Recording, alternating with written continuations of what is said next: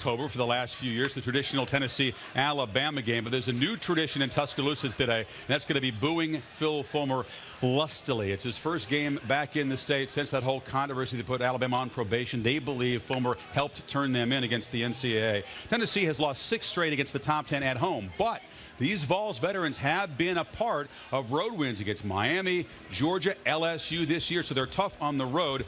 Defense, you want defense? Both teams have allowed 7 touchdowns. That's it this season.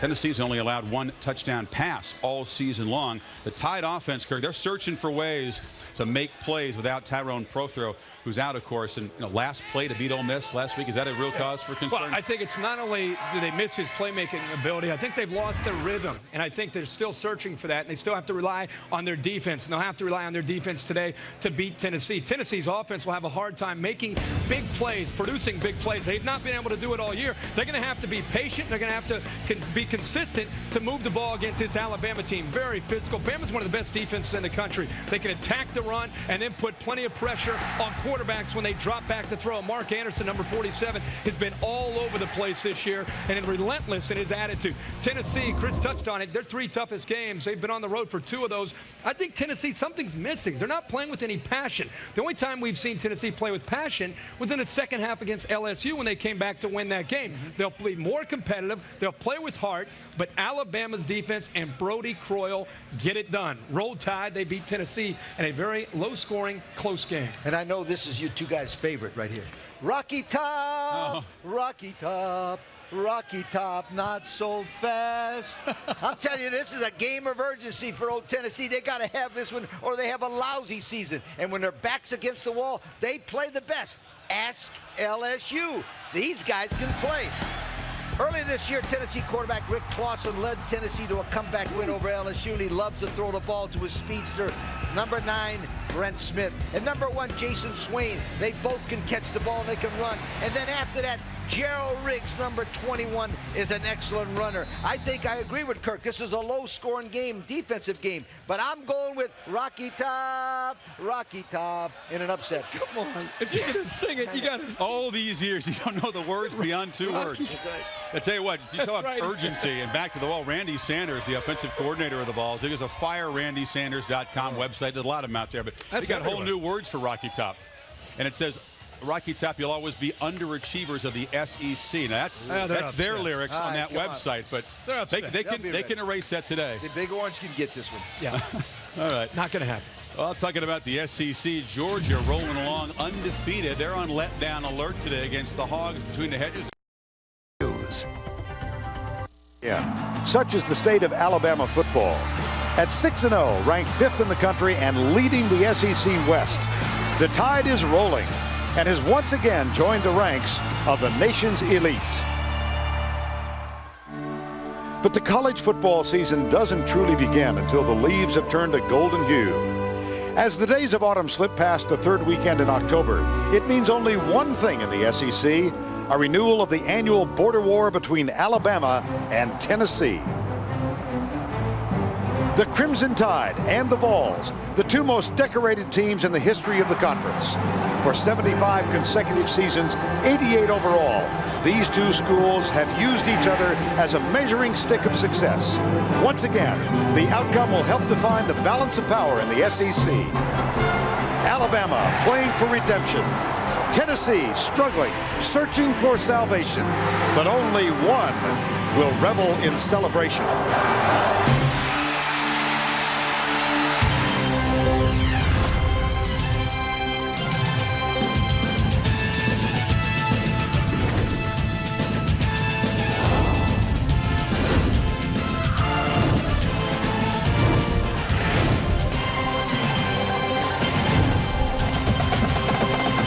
We welcome you to the Home Depot SEC on CBS. Game day in the Quad in Tuscaloosa. Rabbit, jabber, yellow, hammer, give 'em hell, Alabama!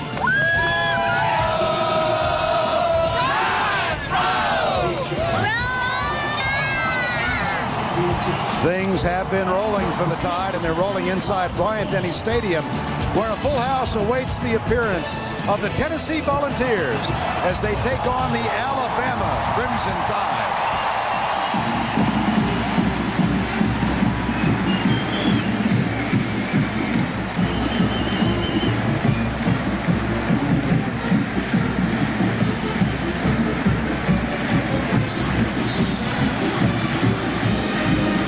Good afternoon, everybody. I'm Bert Lundquist, along with Todd Blatnich and Tracy Wolfson. We welcome you to Bryant-Denny Stadium. This has long been one of the most bitterly contested rivalries in all of college football. 104 years ago, the two teams played to a 6-6 tie, and a fist fight among 2,000 fans broke out.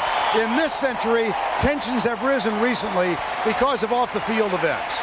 Alabama serving a 5-year probation right now for infractions of NCAA rules. It has been publicly acknowledged that Tennessee coach Phillip Fulmer was the primary accuser in front of an NCAA investigatory committee. As a result of those events, Phillip Fulmer has become the most reviled man in the state of Alabama. Witness the reaction when he joined his team and appeared on the field for the first time an hour ago.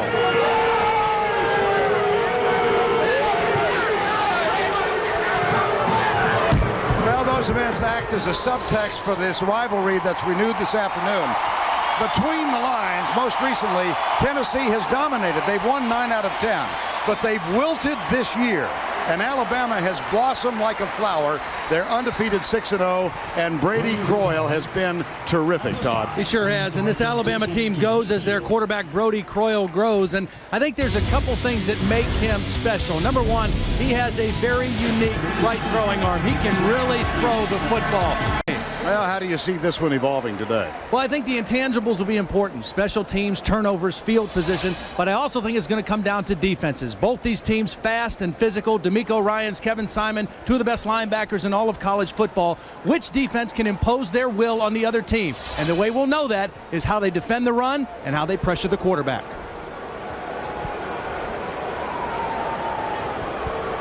As we said, a full house. This is an undefeated Alabama football team for the first time since 1996. They started that year at 7-0. They have not defeated Tennessee in Tuscaloosa since 1930. Mike Shula and the Crimson Tide.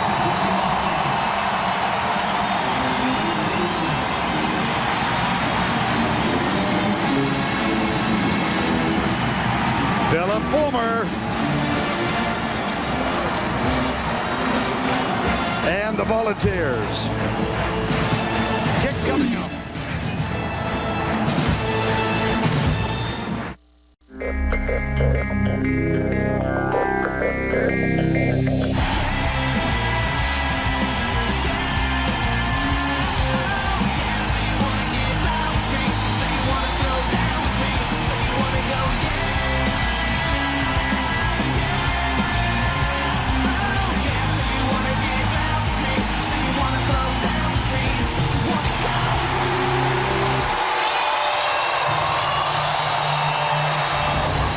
This game is all games in the SEC on CBS, brought to you in high-definition television. Moments ago, Secretary of State Condoleezza Rice, honored guest, native of Birmingham. Toss, they have deferred. Tennessee will get the ball. See the color of the shirt Condoleezza was wearing? Yes. It wasn't orange. 61 degrees. Cloudy skies, but a first real hint of autumn here in Alabama. These two teams have met every year since 1928, with the exception of the war year 1943. Tennessee has won 9 out of the last 10, including here 2 years ago, a game that went to 5 overtimes.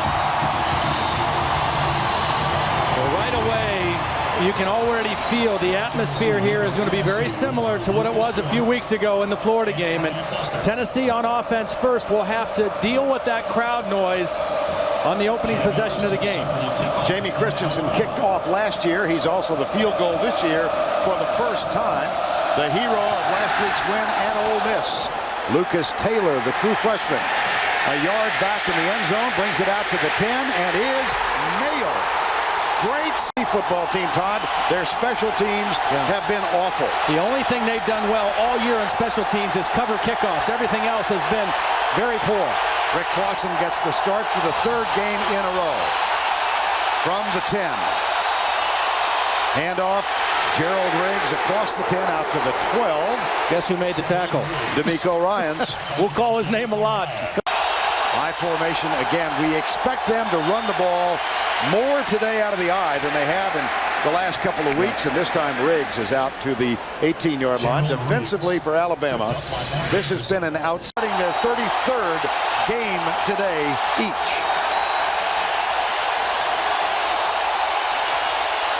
On third down, it's Riggs.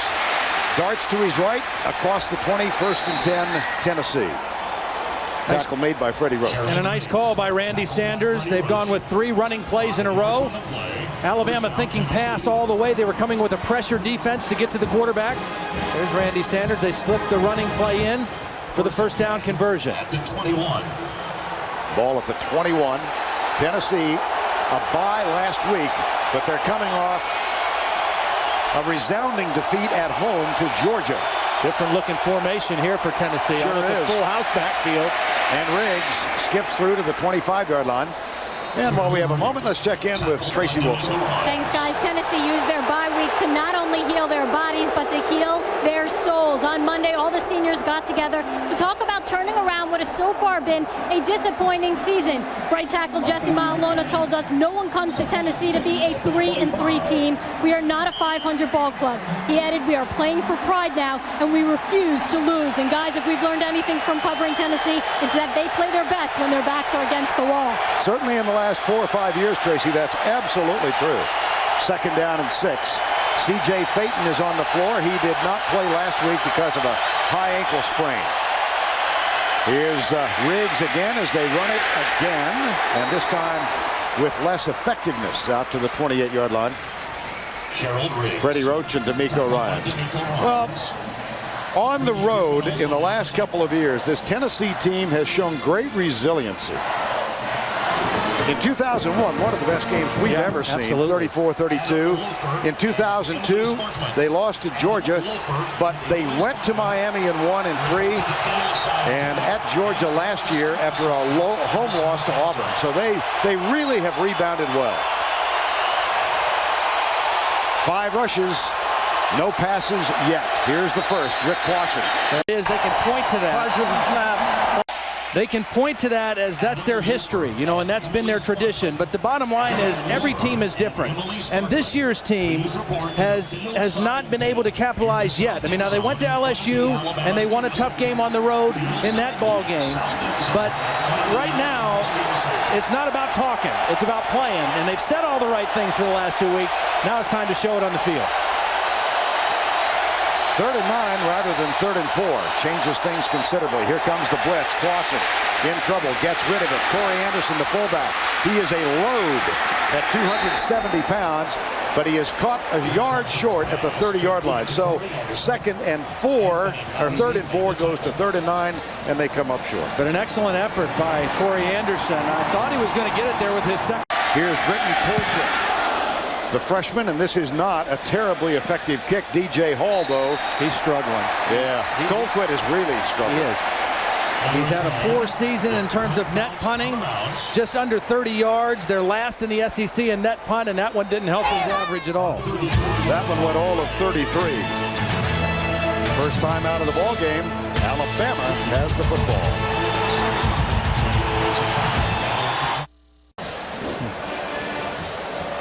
Back at Bryant-Denny, the Crimson Tide has the ball for the first time. Last time we saw them was here 3 weeks ago, and on their first play, they threw an 87-yard pass. Brody Croyle to Tyrone Prothro.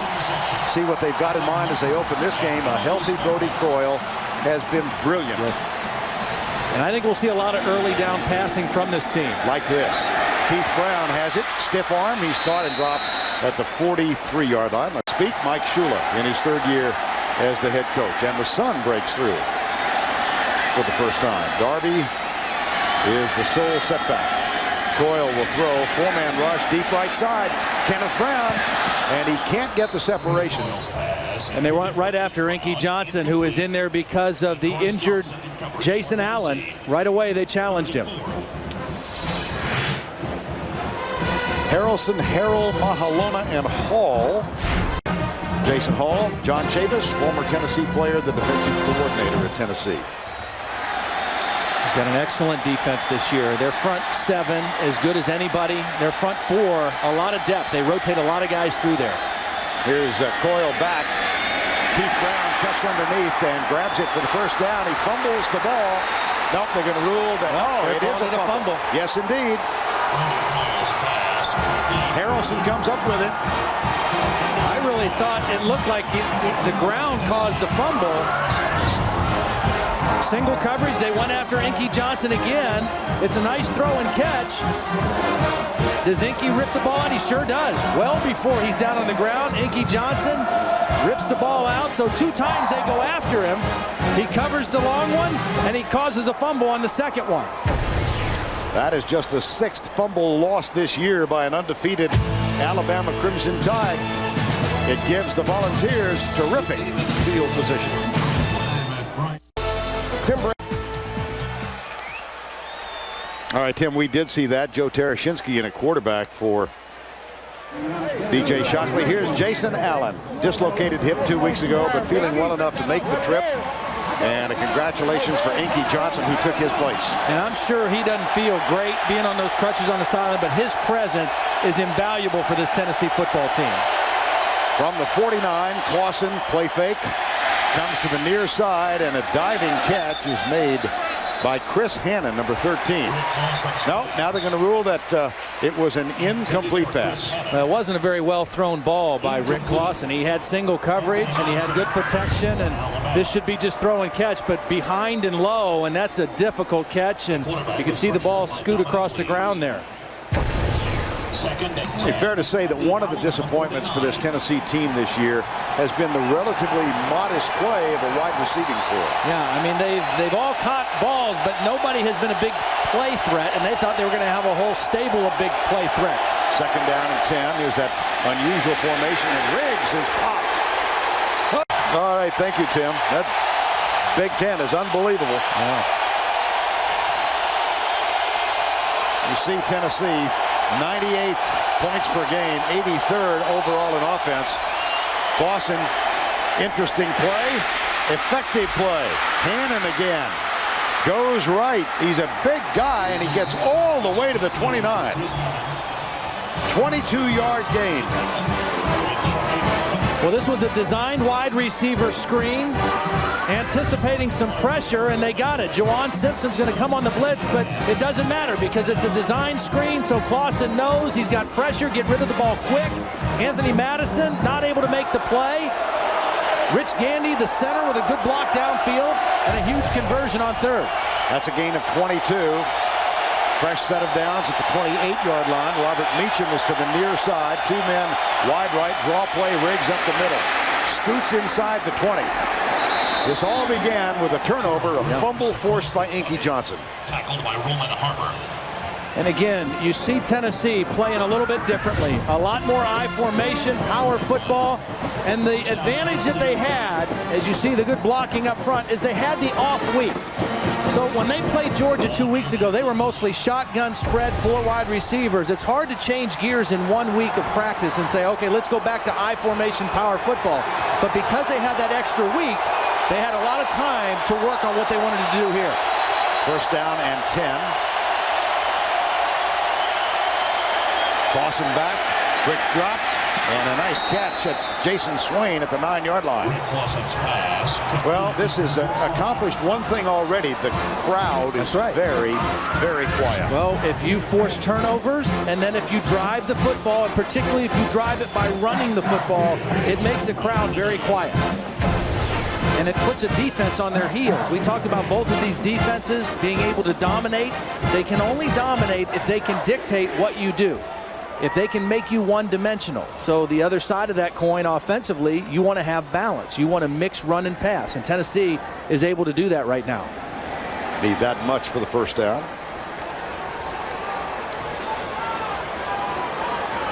Well, 35 points off turnovers. That's the highest average percentage, that is, in the SEC. I think a very important drive for Tennessee. I think psychologically, I think they have said all the right things for this off week. You know, we don't expect to lose again. We're gonna win the rest of our games. Well, if they can pay that off here early in the game with a score, confidence-wise, it would be huge for this football team. See, Alabama's defense has stiffened inside the 20-yard line. Last 9 times teams have been there. Second and short. Clausen with a play change. Out of the straight eye, it's Riggs. Dances and gets the first. Oh, my goodness. How about that? It's not festive. Some big games are festive, but this is more like two brothers going after each other. Tennessee and Alabama. They fake the reverse, give it off up the middle, and Kenneth Darby works out across the 10. Doubleheader tomorrow for you, the NFL. 45 to go in the first quarter. Turnovers even 1-1. And off to Darby. Comes right. Flag is down. And while they sort this out, let's go back. That's going to be an interesting one to watch. I think Texas Tech playing a little bit better defense than they've played in the past. You know, they've offside. And here comes Brody Croyle in his senior season. Injury marred career, but healthy this year. And it's Tim Castillo, the fullback position, and Ken Darby comes out. Darby now back in the game on first down. Alabama gets its first down. Croyle straight drop back, wings it left side, diving catch to 28. So I think he's in a position now with Prothro out to really step up for this offense. Second down and 3. McClain sets up to the left side. They draw it. Darby wiggles out to the 30. That might be enough for another first down as Kevin Simon makes the tackle in the middle. Tennessee has great respect for Kenneth Darby. I mean, when we talk to their defensive players and John Chavis, they think he's the best back they'll face all year. And they know they've got to get a lot of white helmets around him because he has that ability to make people miss in small spaces. In the hole, he can make people miss. Even a run like that didn't look like much, but he was able to avoid a couple direct hits. People miss. First and 10. No score late in the first quarter from Bryant Denny in Tuscaloosa. Backs in the eye. Play fake. Croyle gets a good block. Flips it out to McClain. And he's spilled at the 36-yard line by Kevin. It's keeping that defense back on their heels just a little bit. Croyle off to a good start. 4 of 5 in this game. He'll give it again to Darby. And Darby plunges right. And there's the SEC rushing list. See that Riggs trails Adai and Darby. 10 yards back of Kenneth Darby. No back, excuse me, Todd. No back this season has rushed for 100 yards against this Tennessee defense. Thomas Brown of Georgia came the closest. He had 94. So there's the quarterback sneak from Brody Croyle. Yeah, they've been really under the radar all year, and this is a chance to prove things. I like Leach. He says, my idea of a balanced offense is this receiver gets so many balls, this back gets so many passes. Croyle got a man at the 40. DJ Hall. And a first down and 10 at the 39 in a scoreless first quarter. Darby. See the way he shifts directions, right, then back to the left, just like we do here. Yeah. As we shift directions and go once again back to our New York studios. Second down and 8. Well, last week, after the loss of Tyrone Prothro, they had the off week. Then they went to Ole Miss, and they struggled with 5 3-and-outs in that game. And as if on cue, the sunlight comes out, and DJ Hall makes the catch. At the 33. They just don't want 3rd and long against this Tennessee defense. They rush the passer too well. 3rd and 3. Gerald Riggs, 3rd fumble of the season. It was inside the 10 after Tennessee had recovered a bobble at midfield. So turnovers even. It's 3rd and 3 in a scoreless first quarter. This will be an empty backfield. Croyle finds a man, and it's in and out of the hands of Matt Caddell, number 11. Might have been a little too hard. A little hard and a little behind. You know, if the thing is right in front of him and it's that hard, Caddell probably makes the catch, but it was a little back behind his back shoulder. See, Caddell had to reach. Scoreless here in Bryant-Denny. Watch exclusive SEC College Football Highlight Show and get complete coverage from all of today's action. Check it out tonight on CBSSportsline.com. Eric Ainge seeing action for the first time in the last 3 games. The sophomore from Hillsboro, Oregon, has not played since the first half of the loss at, or the win rather, at LSU, when he had a very, very ineffective first half on the road. Well, you know, last year as a freshman, he played so well, and it was almost like he didn't know any better. You know, and this year he had to battle with Rick Clausen, and he just struggled in that first half of the LSU game and really struggled all season.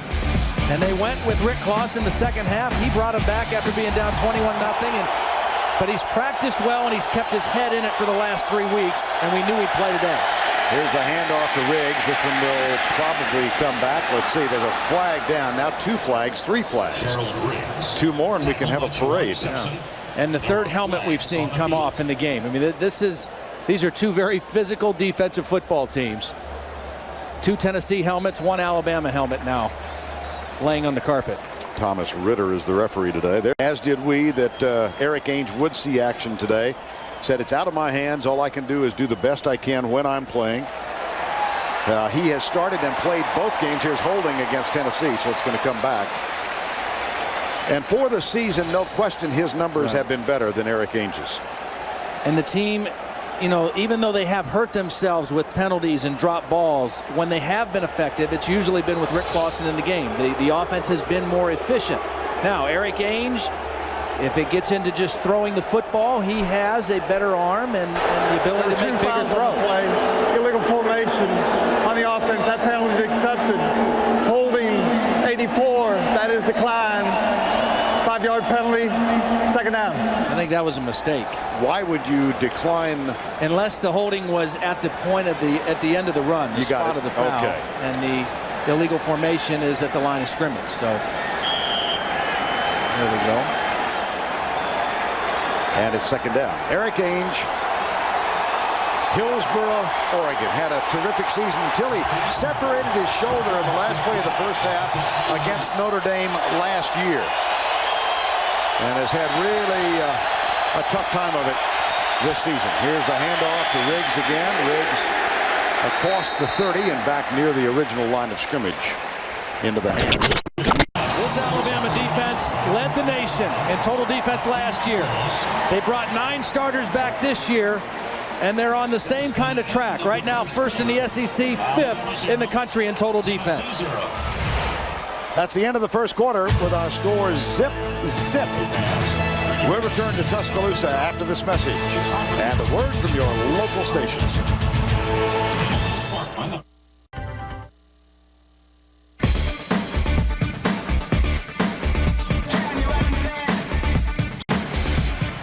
We welcome you back to Brian Denny, Vern Lundquist, Todd Blackledge, Tracy Wolfson. No score as we begin the second. 4th down. Brian Colquitt on the punt for the second time. DJ Hall, who is the punt returner now with the absence of Tyrone Prothro. Nice and high, this one. DJ Hall grabs it, bobbles it, muffs it, and picks it up. And Tennessee in this scoreless game goes on defense. Alabama will come out. And the mention of Tyrone Prothro, of course, emphasizes the fact that he did so many things for this Alabama team. We'll return to Brian Denny right after this. Mentioned the fact that Tyrone Prothro, the injured wide receiver, hospitalized, still there. They do miss him in so many ways, Tom. Well, they do. Well, we just saw it right there. DJ Hall, a very capable athlete, but Tyrone Prothro was such a dangerous return man, and he put some things they could do. And then even when they faked it to him, he was a real threat to the defense. Glenn Coffey, the true rookie, the true freshman, that is the running back now, giving Darby a blow. And he gets the handoff. Comes left, stiff arm. Oh, ankle tackle. His dad, Mike Shula, brought him the letter. Tyrone's dad was in a hospital room. Tyrone read the letter and he said, "Pop, guess who wrote me?" And his dad said, "Who?" He said, "W." Coffey again to the 36-yard line. And let's check once again with Tim Brando back in New York. All right, Tim, thank you. It's 0-0 here. 3rd down now for Brody Croyle and the Alabama offense. Blitz from the corner. Good blitz pickup. Nice pass out to the 47-yard line. Keep going to the 50. And that's the difference between throwing that hard inside slant in front of the receiver and throwing it behind. Brodie Croyle, 7 of 9. Remember how brilliant he was against Florida when he was 14 of 17 in that game. Almost 300 yards, 3 touchdowns. They have won 9 in a row with Brodie Croyle as the starting quarterback. Nice play fake. That one a little low. He won the first 3 games last year, then was injured in the game against Western Carolina. And of course they're 6-0 this season. 2nd and 10 at the 50. And it's now time for our Aflac trivia question of the week. You saw the USC update. They're going after their 3rd consecutive national championship. Name the 3 teams that came closest to a three-peat in the AP poll. Never has happened. Someone close. Draw play. Darby didn't miss them this time. What a nice play by Omar Gaither. I thought Darby was going to split the defense and turn that one into a big play, but Omar Gaither, a senior out of Charlotte, North Carolina, has had an outstanding senior season, along with Kevin Simon, those 2 seniors, Jason Mitchell, the other linebacker, all 3 seniors, and part of this outstanding defensive front 7 for Tennessee. Yeah, we talked, Todd, about the absence of the crowd. Really, they've not been very uproarious so far because of the play of this Tennessee team. Uproarious. I don't know if that's appropriate word. I'm taking your word for it. I don't think it is. Croyle. Oh, wow, what a pass. What a nifty throw. 6'3", 190-pound sophomore, and his counterpart on the other side, Keith Brown, 6'3", 192. They're both large, and they're both fast. Reverse, Keith Brown. Here's one of the fast ones. He's also elusive, and he turns the corner and gets out. 2nd down, 4. No score. 1 threat, Tennessee inside the 10. Riggs fumbled, and a missed field goal. There's Darby. And let's keep our eyes on Texas. Let's go back to Tim. All right, thank you, Tim. It's 0-0 here, 3rd and 2. Another 3rd down on this current drive. They converted 3 3rd downs in the game-winning drive at Ole Miss last week in the final 2 minutes of play. And a whistle. Mike Shula called timeout on that play. Timeout. Alabama. Alabama uses 1. Our coverage will continue after this word from your local station.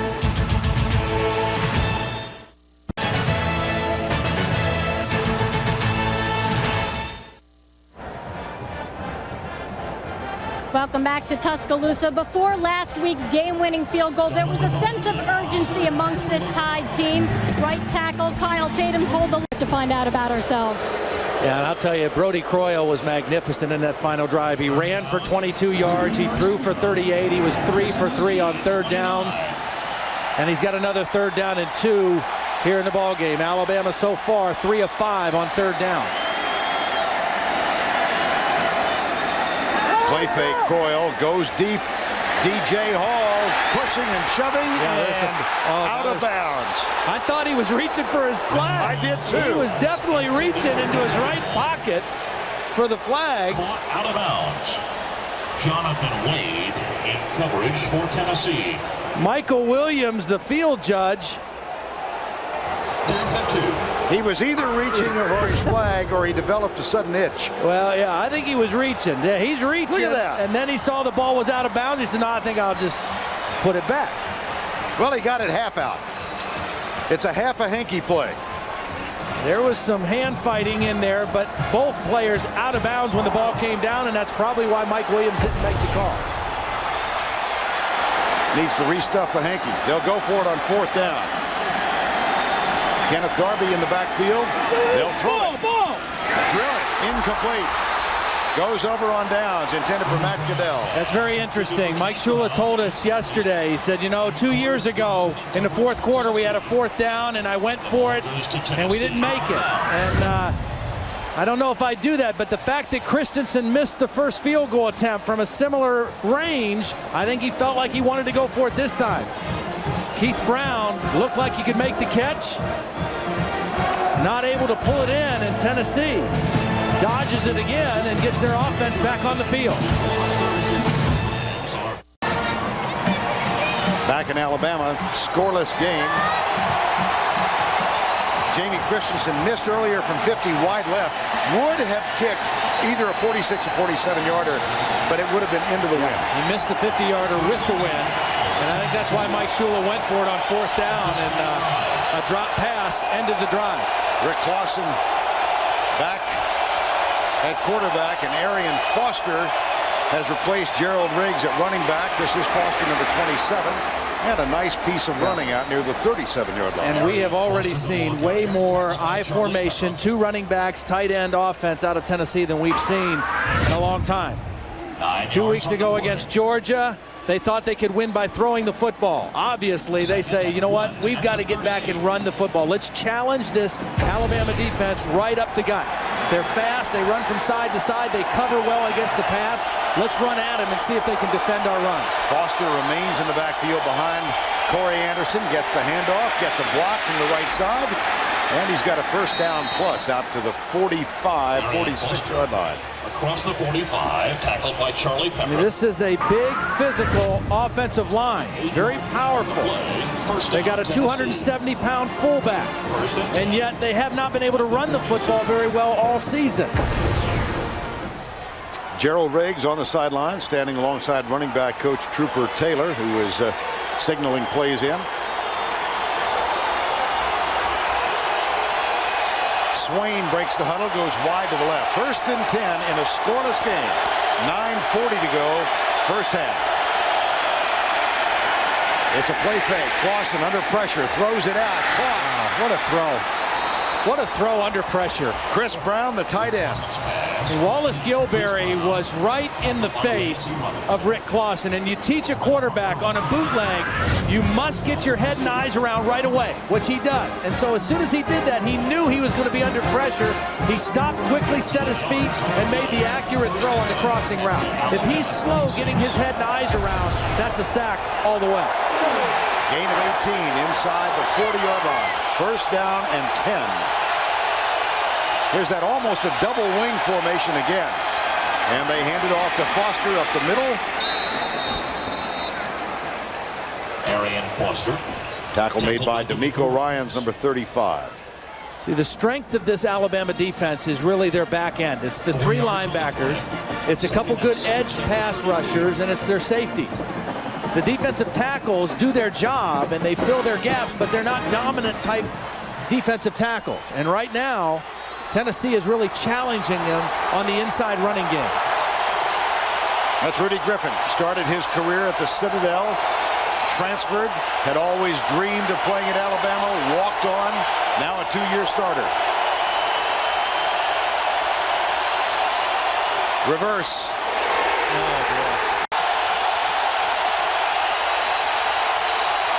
Linemen are going to have to watch the football now for Tennessee. They won't hear a snap count. 3rd and 16, 3 down. Gilberry coming. Clausen lets it go.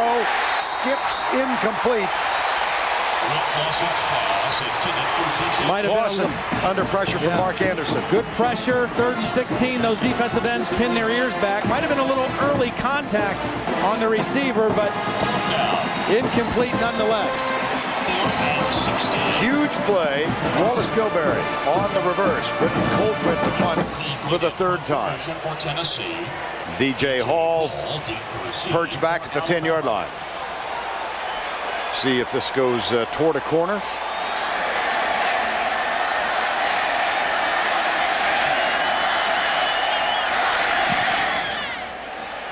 That one will head over Hall's head. Oh, my goodness. They didn't know where the ball was. They were there.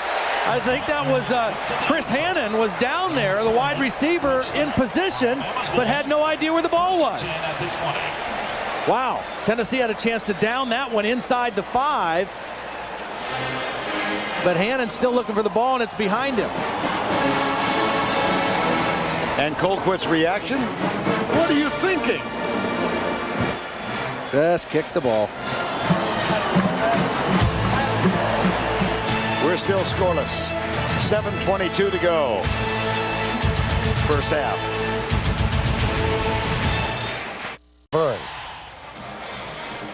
All right, thank you, Tim. Scoreless here, one of the better mascots in college football, Smokey. Blue Tech Hound. What a magnificent dog that is. Oh, gosh, I guess they got out of physics class early. Brody Croyle. It's always a celebration here in Tuscaloosa. Brody said the buzz this week has been outstanding. First down and 10. Undefeated Alabama against its old rivals, the Volunteers. Boyle across the middle, almost intercepted. Boy, oh boy, was that close. Boy, you're not kidding. It was close. Ryan Carl was right there on defense, dropping in his linebacker position, got both hands on the football, dropped right into the throwing lane. The pass intended again for DJ Hall. And Ryan Carl in there giving Omar Gaither a little break as a backup linebacker, almost got the pick. 141 passes without an interception. That is the current number now, as he's number 3rd in the all-time, number 3 in the all-time list at Alabama. Was last intercepted in the opening game of the season. Second down. Hand off. Darby comes left. Got a big hole. Wow, what a hole. Antoine Caldwell was out there to block, but there was nobody there. They really. Gain of 15, first and 10. Darby 10 for 7 for 30 rather. Look at him skip. And this time he cannot get around Jonathan Wade. Well, let's answer our trivia question of the week. Southern Cal going after its 3rd straight national title. Name the 3 teams that came the closest to repeating. And they are the 46 Army team, finished 9-0-1. The 48 Notre Dame team, 9-0-1, and the 66 Alabama team, 11-0, but that was the year of the infamous, still infamous, 10-10 tie, Michigan State, Notre Dame. Wow. Midwest bias there. On second down, draw play, Darby, and a good job by Omar Gaither of hemming him in. And it's going to bring up a 3rd down. Near the 37. Yeah, they're very aware of Ken Darby's ability to make people miss and break tackles. And so the answer to that is you've got to get a lot of guys around him. When he carries the football, you've got to get a lot of white jerseys and helmets around him, because it's hard for one guy to bring him down. Now, that one long run he had, they didn't have enough white jerseys and helmets around him. For the most part, they have today. 3rd and 8. Alabama thus far 50%, 3 of 6. They'll load it up with 3 wides to the left side, and out of the spread here's Croyle, buried, 4th down. Kevin Simon. It was Simon, the senior, who called the meeting on Monday of all of the seniors on this Tennessee team, and said effectively, we refuse to lose. 4th and 13. Well, they came with some linebacker pressure. It's only 5-man rushing. They have him accounted for, but that was a good pressure. Jason Hall from his defensive end position as well. And a big sack for the Vol defense. First punt for Alabama. Jeremy Schatz is on to punt. And Lucas Taylor. This is another area of special teams play that has bothered Tennessee this year. There's Schatz, not a particularly effective punt. Taylor spins out of a tackle. Spins out of another. Looks for blocking help. Has some. And nice Taylor, terrific effort. Sure was. Broke 2 tackles, ran 60 yards to return at 21 yards. Tackled by Terrence Jones. Very relaxed looking for a true freshman. Watch how loose he carries the football. He's bobbled it a little bit, just kept spinning, and said, well, if you're not going to take me down, I'm going to keep reversing fields and see if I can pick up a couple blocks and get my offense to some good field position. Nice return by Lucas Taylor. 34-yard punt, 21-yard return. And with 4:27 to go in a scoreless first half, Volunteers have the ball. Rick Clausen has Arian Foster and Corey Anderson in the eye again. Riggs remains on the sidelines. Here's a play fake. Clausen deep for Jonathan Swain into double coverage. And it is dropped by Charlie Peprah. Well, it was dropped by Peprah, but credit Jason Swain for stripping it out. I think he knocked it out because that ball was thrown closer to Charlie Peprah than it was to Jason Swain. And Swain does what a good receiver should do. If you can't catch it, don't let the other guy catch it. Get in there and knock the ball out. That's exactly what he did. Jason Swain, a junior out of Huntsville, Alabama, had to get the most tickets he's ever had to get for a game for family and friends, coming back home to play. Made a big play there as a defensive back. 2nd down, 10. Phaeton starts in motion. Clausen hands it off to Foster, and Foster comes right. Gang tackle. Good It'll run. set up a big 3rd down. Yeah, good run. I mean, Alabama was right there on defense, and Arian Foster running hard in there with this opportunity. Dragged a couple Alabama defenders forward for some extra yardage. Tracy Wolfson let us know that Gerald Riggs is not injured. This is simply a chance to try something new. I wonder if he's in the doghouse because of the fumble. Well, I'm sure that they weren't pleased with that. They had an excellent drive, a chance to score first, a chance to really take the crowd out completely, and they didn't do it. 3rd down.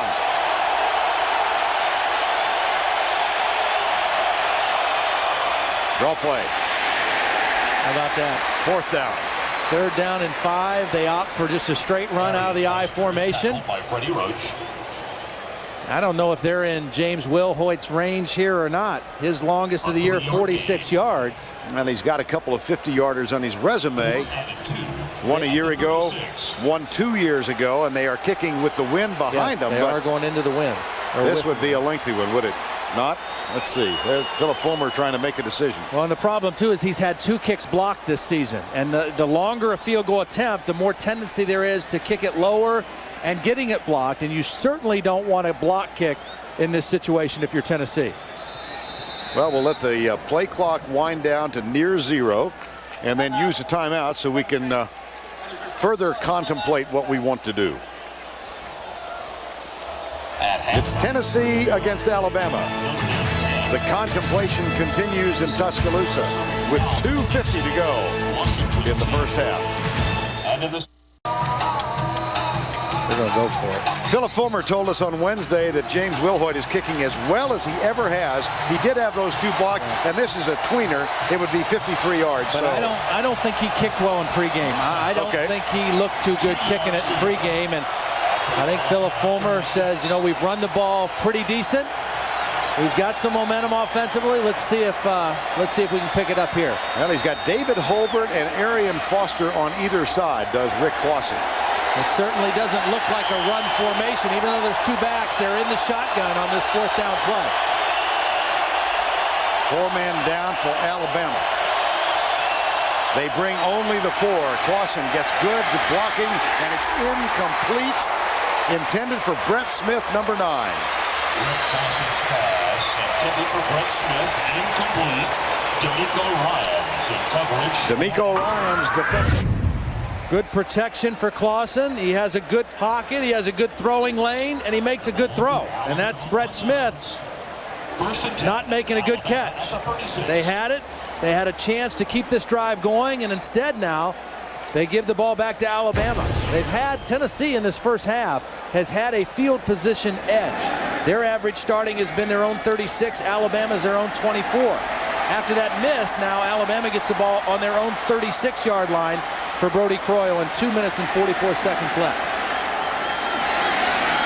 On first down, play fake. Croyle looking left for Keith Brown. He's open. Got the first down and skips out of bounds at the 45-yard line. Gain of 18 on 1st and 10. Had to punt once. They did miss a field goal earlier. And here's Croyle back to throw. Blitz coming. He fires it out. It's caught by DJ Hall. Out of bounds at the 35-yard line. Well, how significant if they could move this into scoring range before the half. They've been pretty aggressive on first down in this ball game, wanting to throw the football, trying to avoid those 3rd and long situations. Backs in the eye. 2 wides to the left. Here's Croyle, straight drop. Brings it this near side. And that's complete again. DJ Hall. Now, Brody Croyle has a ritual every Friday morning. He has breakfast with his father John, who played, and his dad John with Sweet Home Alabama, right? Rammer Jammer, and Yay Alabama. There's his father with the gray hair. And here's a play fake. Croyle deep, got a man open. Brown slipped, and it's incomplete. Croyle had him. Yes, he did. Oh. I think both of them. I think Brody was a little surprised that Keith Brown broke so free. In this place of the field, Jonathan Wade gets kind of fooled and slipped up, and Brown is wide open to the outside, and Brody just overthrew him. I think he knows the mouthpiece took a beating there because he knew he had a chance for a score right there. 3rd and 3 with 1:47 to go. Croyle 11 of 18, and again it's an I formation. Movement. Boy, that's a costly penalty against Alabama. I think the right guard moved early, and instead of 3rd and 2, it's going to be 3rd and 7. They were going to run that football there on 3rd and 2. Prior to the snap, false start. Number 61 on the offense, 5-yard penalty, remains 3rd down. B.J. Stabler, he's right over here on the right guard. You're going to see him move early. Yeah, just a lack of concentration. Redshirt freshman. They've got 2 redshirt freshmen on their offensive line. And it adds to the length of a potential field goal into the win. Absolutely. It now becomes a 49-yard effort if you don't gain anything on this 3rd down. Here's Croyle with some pressure, and it becomes a moot point because he is sacked out of field goal range. Kevin Simon and Paris Harrelson. And that's the difference between 3rd and 2 and 3rd and 7 against this Tennessee defense. 3rd and 2, you have them on their heels because they have to defend run and pass. 3rd and 7, they pin their ears back and they can rush the passer as well as anybody in the country. And they got to Brody Croyle quickly on that play. Well, 4th and 13. I think they're just milking clock right now. Right. They're going to milk the clock down as far as they can. Again, in a game like this, 0-0 field position is as important as anything else. Turnovers, special teams, field position. Don't give the other team any kind of advantage by making a costly mistake.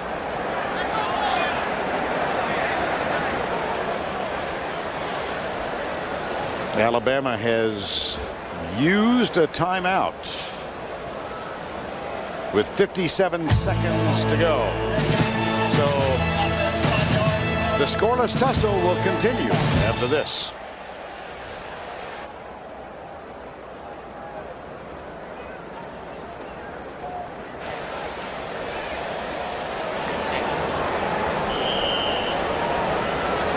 And we are told now there was no timeout call, that it was simply a delay of game. Interesting how these things filter through. Yeah, they just wanted to take as much time off as they could before they punted the football. Shots, nobody back. And they went after that kick. And it's going to be down inside the 5. And again, you see the field position. All right, Tennessee gets the ball back right before the half, but with 44 seconds and the ball inside your 5, Tennessee won't do anything risky at this point. 39-yard punt.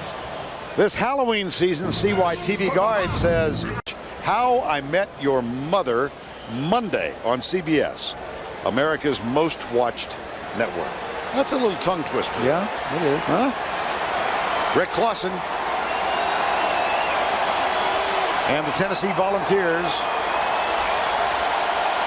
I would think he'll take a knee. We'll see. Riggs is back. Handed off to Riggs. And he is stopped at the line of scrimmage by Wallace Gilberry. Tackled by Wallace Gilberry and Freddie Roach. And no gain on the play. Both teams with 2 timeouts remaining. And now Alabama.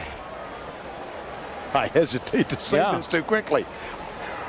It's a consensus of those of us here in the booth and in the truck that the Alabama Crimson Tide have used a timeout. If not, I'm sorry. 35 seconds to go first half. Sellout crowd. You can see the expansion of the stadium that's underway in the north end. This year's capacity at 81,000 because they've lost some seats when the expansion is complete. 92,000 seats at Bryant-Denny. Tennessee's just going to take a knee. Alabama can stop it once more, but that's it. So Tennessee just needs to really snap the ball 2 more times, or 1 more time now. Rick Clausen takes a knee. And they do stop the clock. Who knows? Missed exchange, fumble, could happen. Yeah. And the final Alabama timeout. With 26 seconds to go now in the first half, we'll return to Bryant Denny in just a moment. The teams lead. All right, I want you to listen to every word here. CBS presents a world premiere movie just in time for Halloween, Vampire Bats. Sunday, October 30th on CBS, America's most watched network. You know, sometimes there are moments in my career that I don't stand with great dignity. But one does what one is asked to do. You bite the bullet, so to speak. Yes. You have to. It makes you proud. We are number one. That's the end of the first half. Zip, zip.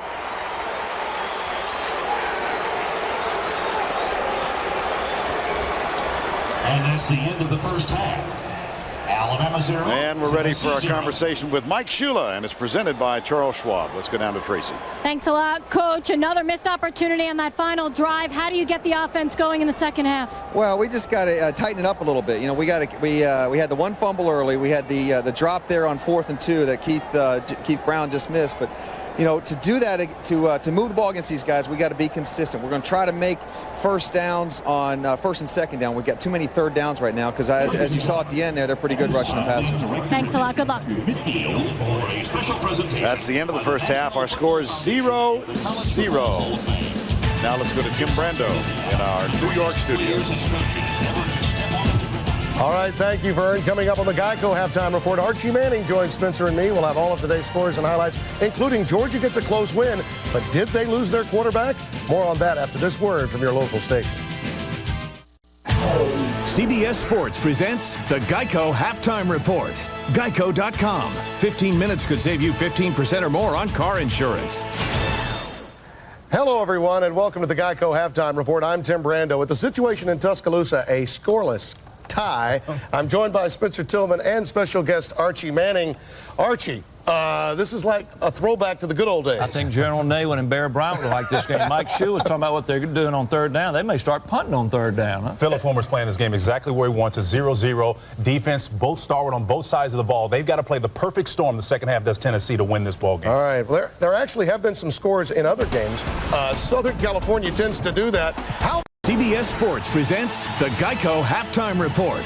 Geico.com. 15 minutes could save you 15% or more on car insurance. Back in Tuscaloosa, 0-0 as we get set for the start of the third quarter. Monday on an all-new Late Show, Dave welcomes Nicolas Cage and Jerry. And let's go down to Tracy for an SEC moment presented by Sonic. Vern, there is quite a history between these two teams. 1930, the Tide and the Vols, 4-year, 33-game unbeaten streak. 1961 was Bear Bryant's first win over Tennessee. In 66, Dave Lowe leads a fourth-quarter comeback. Tide wins 11-10. In 72, the Miracle Tide, 2 touchdowns in the final, 36 seconds to win. In 82, Johnny comes marching home. Majors and the Vols and the Tide's 11-game win streak. In 95, Peyton's pass, Manning to Joey Kent begins the Vols' 7-game win streak. And in 2003, Tennessee prevails in 5 overtimes. All right, Tracy, thank you. Third quarter coming up from Bryant Denny in Tuscaloosa.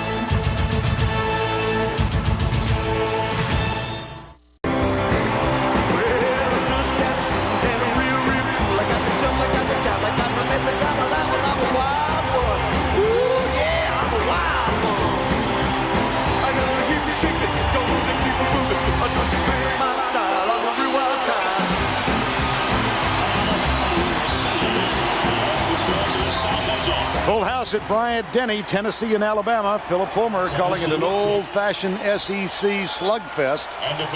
It has been just that. Scoreless at the break. Two teams played in Birmingham 104 years ago. That one was a 6-6 ball game.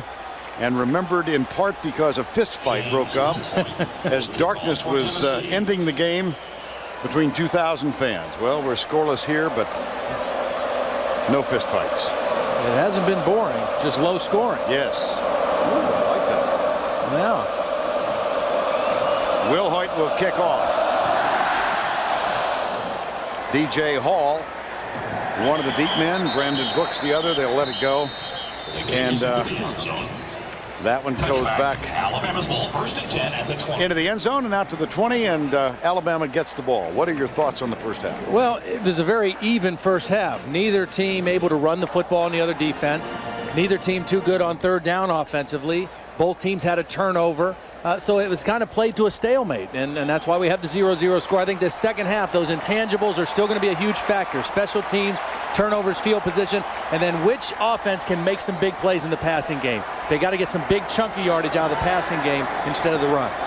Alabama gets the first chance to make something happen. Croyle hands it off to Darby. Antoine Caldwell pulls left. They ran this play in the first half. He didn't have anybody to block. This time, he is a snowplow. An 18-yard gain on the first play of the third quarter gives him 51 for the game. In the eye on 1st down and 10. Fake the draw. Go back to pass. Croyle hit. Fires it over the middle, incomplete. And let's check in with Tracy Wilson. Thanks, guys. I had a chance to speak with Coach Fulmer at halftime, and he said, we're playing well. We just need to come out and establish ourselves in the first 5 minutes. He says, it's 0-0. What you expect from an SEC football game, Tennessee and Alabama. That's typical for us. Back to you guys. All right. This Tennessee team won here 2 years ago, 5 overtimes. They won here in 2001. They won here in 99. So they've won their last 3 in Bryant-Denny. Brody Croyle took a real shot on that last play. He still looks a little slow moving to the line of scrimmage. And Darby is a little slow getting to the line of scrimmage because of the fine defensive play. There's a flag on the far side of the field. Let's take a look at the halftime stats, Todd, presented by Garmin. Again, you see very similar. Turnovers even. Rushing yards about the same. Alabama with a little advantage on the passing yards, and so therefore the total yards. But two defenses who have played well all season, and they continued that here in the first half today. And now a long yardage situation for Alabama. And again, Brody Croyle took a good shot on that incomplete pass. Kevin Simon hit him up high and then drove him down to the ground. You can see that helmet work all the way back up the face of Brody Croyle, and I think he's still feeling that a little bit right now. Penalty against Alabama declined by Tennessee, leading the Crimson Tide with a 3rd down and 10. Last 2 third down and long situations, Tennessee has sacked Brody Croyle. You can't hold the ball very long against this Tennessee defense. Tennessee brings 4, one from the corner. Croyle inside route. Keith Brown, he's going to be short of the 1st down. And for the first time this year, Alabama will fail to score on its opening possession of the third quarter unless they do the totally unexpected and go for 1st down. No, you got to play field position. Absolutely. And Keith Brown's got to know against a defense this fast, as soon as I catch that, I've got to get right up field. The longer I try to go to the side, the worse opportunity I'm going to have to convert that 3rd down. Jeremy Schatz in punt formation for Alabama. Jeremy Schatz on the punt to receive for Tennessee. For the 3rd time in the ball game. Lucas Taylor will let it bounce, and it takes an Alabama roll. Comes to rest just at the 15-yard line. No return on the punt. Tennessee's ball at the 15. 39-yard punt, nothing on the return. Punt, no return. Rick Clausen will be at quarterback when the Volunteers take the field with the football in a scoreless football game. Listen up, Keith. Yes. We got a roping and wrestling and riding fracas going on here. You know, there's an article in the game program today. Brody Croyle has a little rodeo experience in his background. Says he might get back into it when he's done playing football. I'll tell you what, bull riders are tough hombres. Tennessee's running back Gerald Riggs is stuffed by Wallace Gilberry, who had the biggest defensive play of the first half on a reverse 10-yard loss on Lucas Taylor. Gilberry. Gerald Riggs doesn't look right to me. I don't think he's hurt, but he looks a little tentative running the football. I think Arian Foster gave him a little bit more of a boost there in that first half when they did run the football with some success than Riggs has been able to generate. 2nd down and 10. Clausen quick setup, brings it to the near side. Robert Meacham makes his first catch of the ball game, and it gives us a chance to head back to New York and check in once again. He is not expected to play in next week's game with Florida. Big news. My goodness, that's going to leave it on Joe Tereshinski's shoulders against the Gators, a game that we will have for you. On 1st down and 10, here's the sweep left, and it's Riggs, and again, nothing there. Hard to run sideways against this defense. I don't care how fast you are as a tailback. The strength of this Alabama defense is their ability to run sideline to sideline. D'Amico Ryans in there on another tackle. He's the leading tackler in the first half for Alabama with 7. Where Tennessee did have some success running in that first half was in between the tackles against the smaller defensive tackles that Alabama has. 2nd down and 8. This drive began inside the 15. It's Riggs. Tries to dance out of trouble. A very fundamentally sound linebacker. 3rd and 9.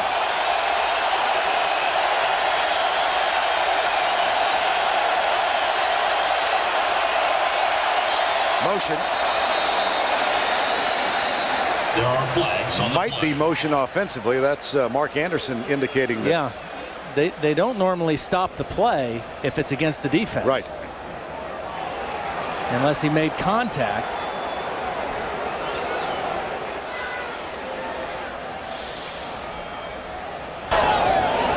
Prior to the snap, offside on the defense. The defender got into the zone, causing a false start. Therefore, the penalty is on the defense. All right, what's going to happen is Rudy Griffin, number 90, is going to jump. And when he jumped, that made Albert Tawina jump out of his stance. And because it started with the defender, that's why they called the play dead and gave 5 yards to Alabama. Or to Tennessee, rather. And a critical 5 yards. And it becomes 3rd and 4, and Alabama calls timeout.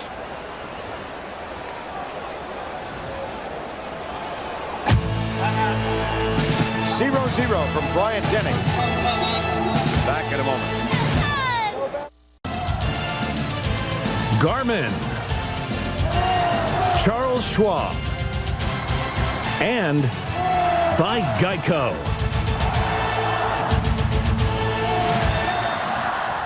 Full house, and among those here in the second, Condoleezza Rice threw the coin toss. I'm sure she's explaining to Jack Straw right now that this is very much like soccer because we have no score.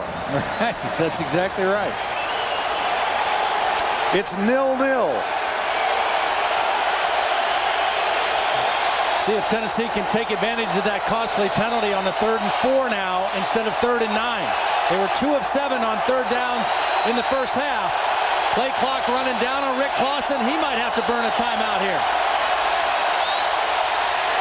He does get it, but Arian Foster breaks loose. Wow. And picked up the first down. They had him buried behind the line.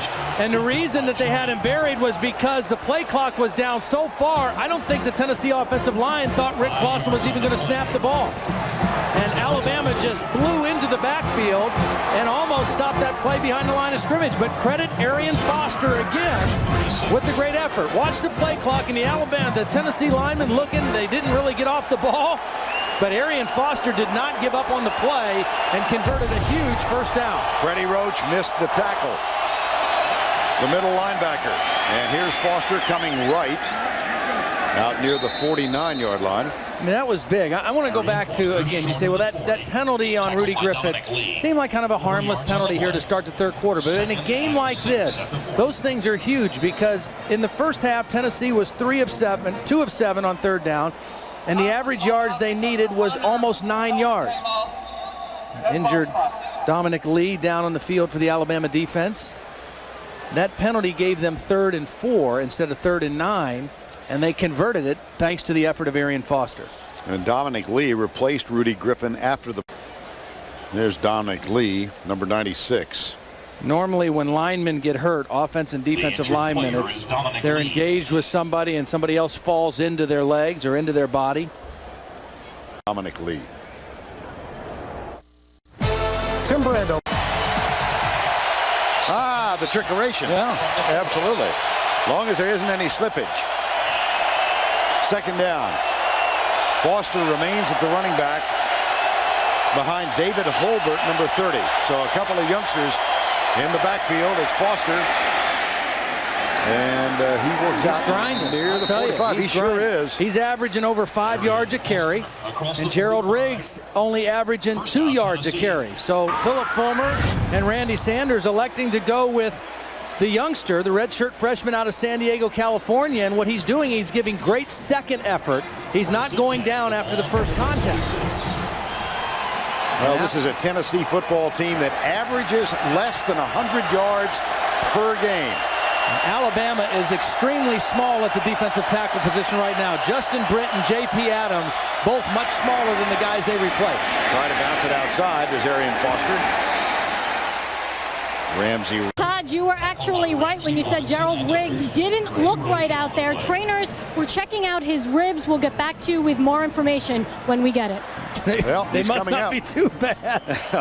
I just don't think he did maybe look like he was trying to protect himself a little bit. He was turning his shoulders as he got to the line of scrimmage, which he's not normally accustomed to be doing. You see, they've got 66 for the day, but they are averaging 98.8.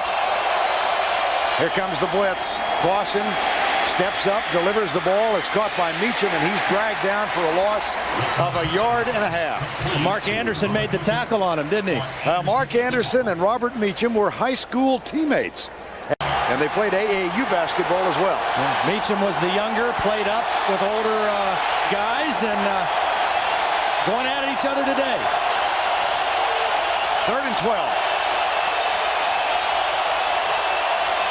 Clausen, screen pass. And he gets loose. It's Riggs. I think he stepped out of bounds short of the first down marker. Pass complete to Gerald Riggs. Well, if so, it'll leave them 1.5 yards short of the first down. And another decision for Philip Fulmer. Call it officially 2. Yeah. You got to punt and play field position. Your defense is playing too well to put them in a tough situation. Hope that Britton Colquitt can kick one down there. You can down it inside the 10 and let your defense play with the Alabama offense in the back of their own end zone. Tennessee. DJ Hall deep to receive for Alabama. Ryan West is the snapper. Here's Colquitt's kick. And the gunner is down, and DJ Hall on the short punt. Fumbles the ball, my gracious. It's still bobbling around in there. Alabama very fortunate to get it back. DJ Hall has fumbled 2 punts today. One was more of a muff. That one was clearly a fumble. And he's a little shaken up coming off the field.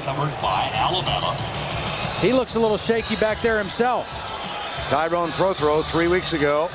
Fractured left leg, still hospitalized because of an infection. They're hoping that their teammate will get out of the hospital sometime next week. In the meantime, DJ Hall lets this one go to the ground. Network. I think they should do a Survivor where they just take all NFL kickers and put them on the island and see if any of them get, just see what they do. Just make it all kickers. On first down, Coyle, draw play.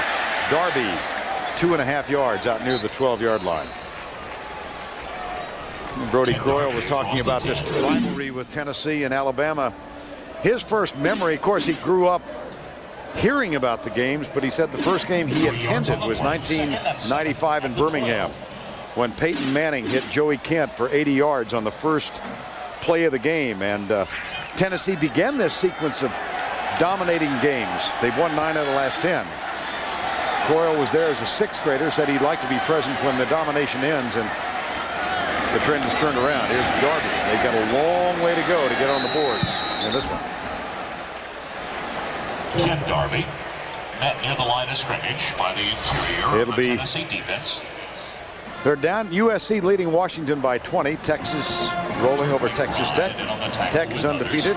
Georgia lost a quarterback, DJ Shockley, but they defeated Arkansas.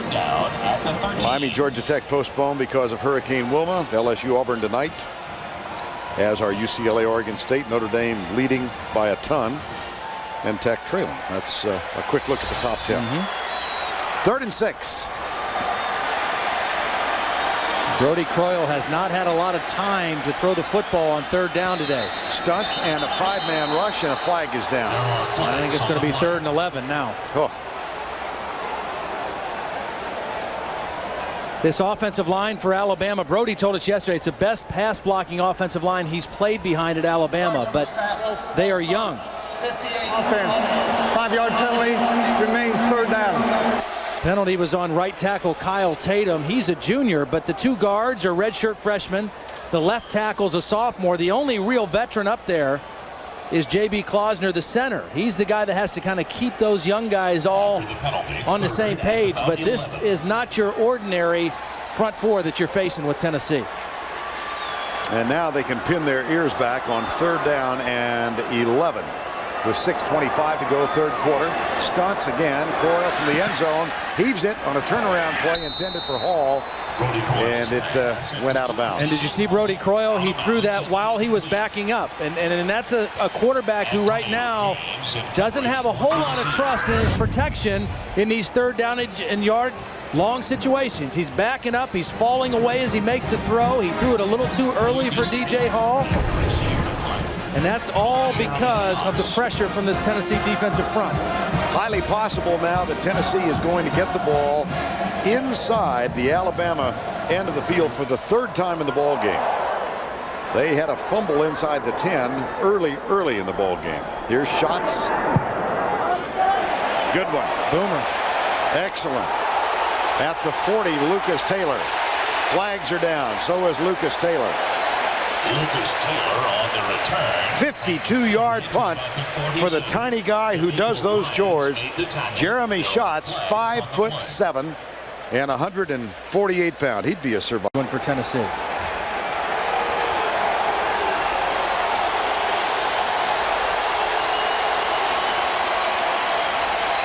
And the crowd responds.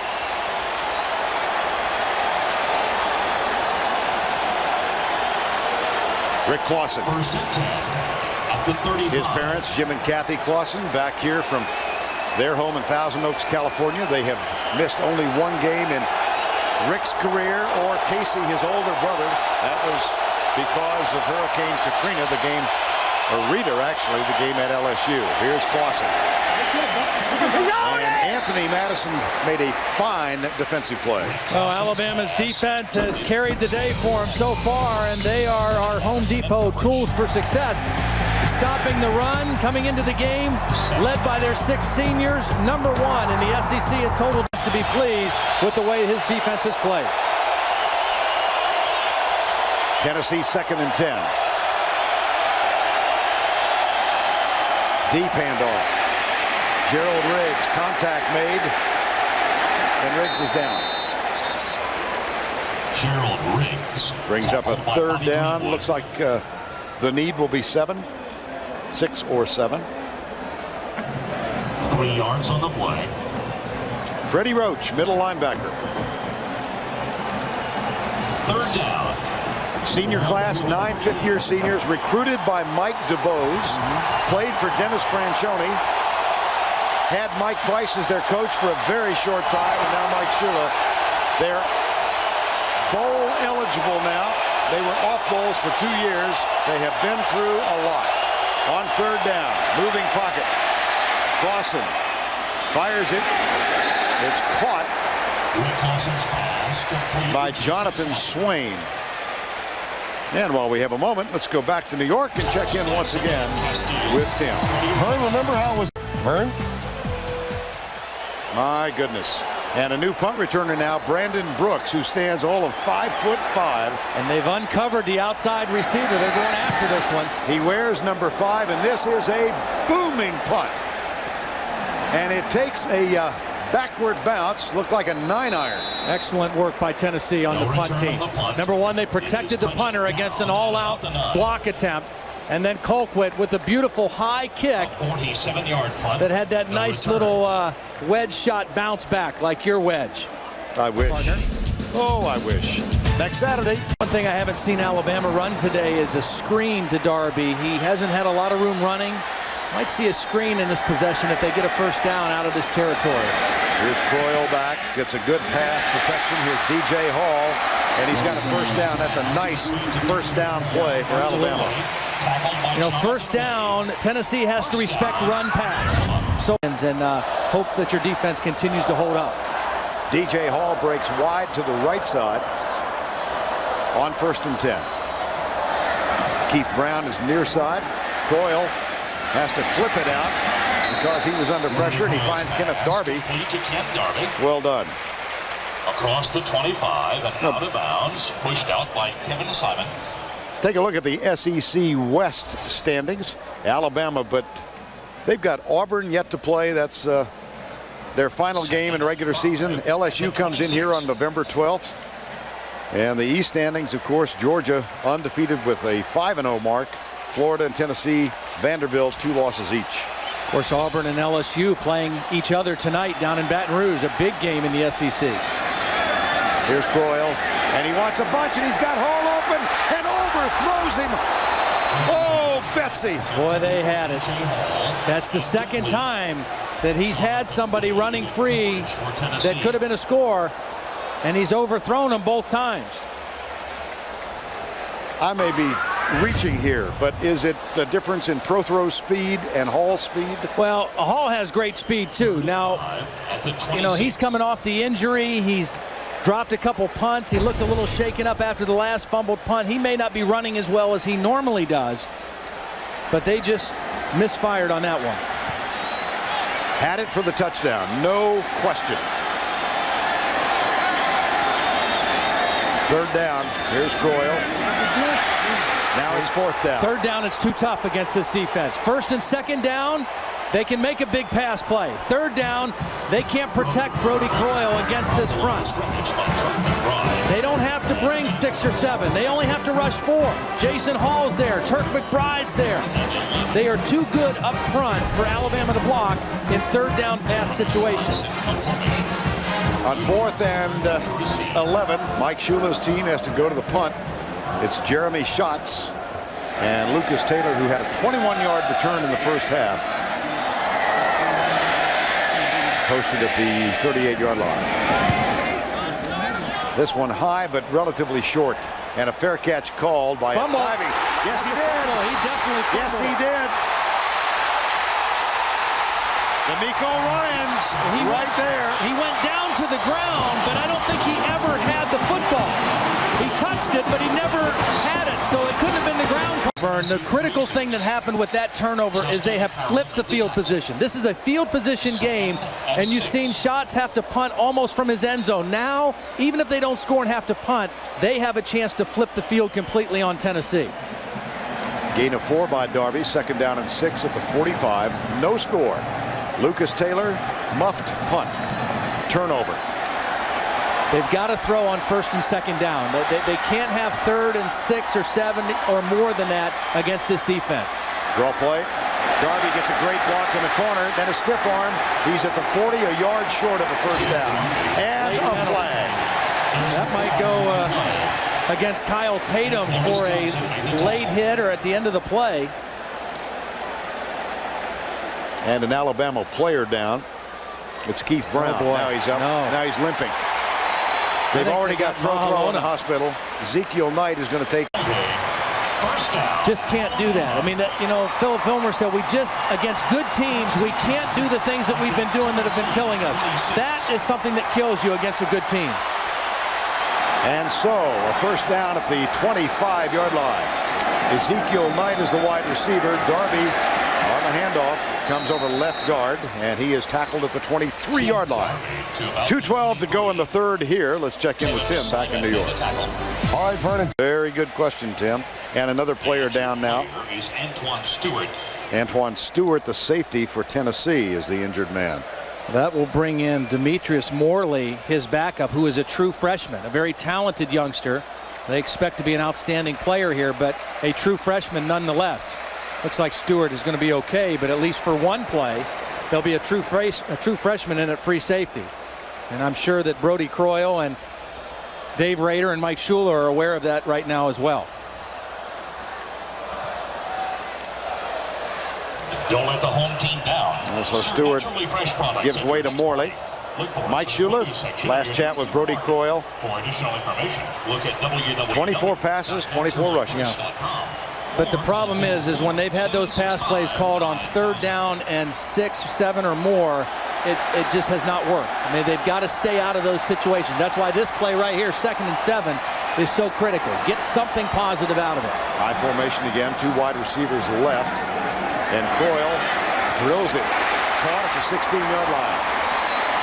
That's DJ Hall, who's having a big day. See, that's what I mean. That's positive. They didn't make the 1st down, but now it's 3rd down and short instead of 3rd down and 7. 3rd down and short, they could still run here. So Tennessee has to respect that. So they can't just be overly aggressive in rushing the passer. They've got to respect the run here on 3rd down and short.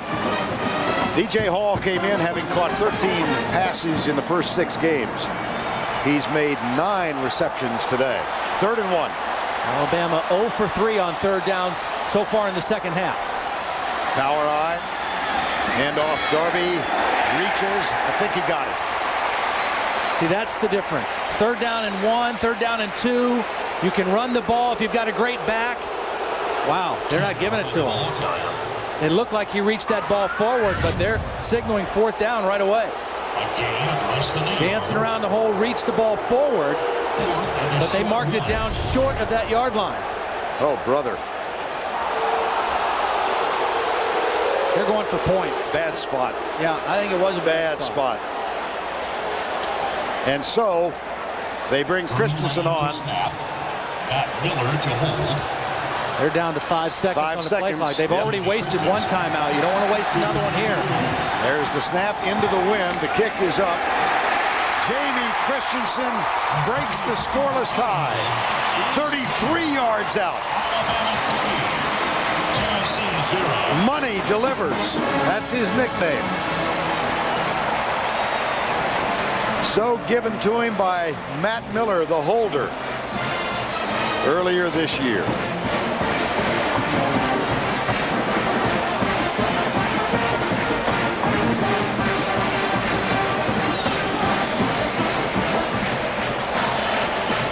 That's the end of 3 from Bryant Denny in Tuscaloosa. With our score, Alabama 3, Tennessee zip. Will return to Tuscaloosa after this word from your local station.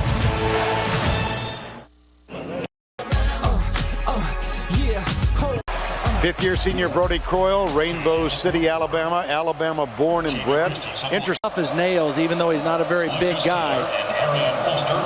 Not a big number day to day, but he'll take a win any way he can get it against Tennessee. Has yet to do it in his career. Jamie Christensen just broke this scoreless tie. He kicks off. Lucas Taylor moves up to grab this one at the 5. To the 15. Oh, boy. Got speed. Does he ever? And he's all the way out to the 46-yard line. Good for him. After fumbling the punt that gave Alabama position to get the first points on the board, they put him right back on kickoff return, and he brings it all the way out close to midfield. That's outstanding for him to be able to shake off the previous mistake, come right back, stick it up in there on a kickoff return, and get his offense excellent field position. 41-yard return. And the Tennessee offense takes the field for the first time in the 4th quarter. Smokey can't bear to look. Arian Foster is in at running back. Rick Clausen continues at quarterback. Clausen to throw. He's going deep for Jason Swain. Man coverage. Flag down. Wow, what a catch. And Swain has the grab. And that shows you the strength of Jason Swain. I think Anthony Madison's going to get called for interference. I mean, he was grabbing all over Jason Swain, but Jason Swain is a 220-pound wide receiver who just uses that muscle to go up and get this ball. I mean, there's a little grabbing and pushing. There's the push, but Swain never loses his focus on the football. Number 9 on the defense. A penalty is declined. Result of the plays first down. 35-yard gain. First down, Tennessee. Anthony Madison, 5'9", 180 pounds. Jason Swain, 6'1", 220, and he just got out-muscled on that play. And he's on the sidelines, and Simeon Castillo has taken his place now at that cornerback position. Swain breaks the huddle, one of 4 Tennessee players from Alabama. He's from Huntsville, as Todd told you in the first half. First down, a 35-yard gain. Here's a blitz. Fumble. Oh, they got it back. My goodness. Gerald Riggs, or no, that was Foster with the fumble. Riggs fumbled earlier in the game. That time, a hard hit from Roman Harper knocked the ball loose. And Tennessee avoids another costly turnover. There's the fumble. Oh, boy. I think Albert Taween is the guy who ultimately, no, it was Richie Gandy, the center, that fell on it. So Riggs, who fumbled inside the 10 in the first half and sat for a while, now replaces Foster, who fumbled at the 20. Second down and 12. Clausen hands it to Riggs. Riggs is back in there. And he's cut down at the 20-yard line by Ramsey Robinson, number 1. By Ramsey Robinson.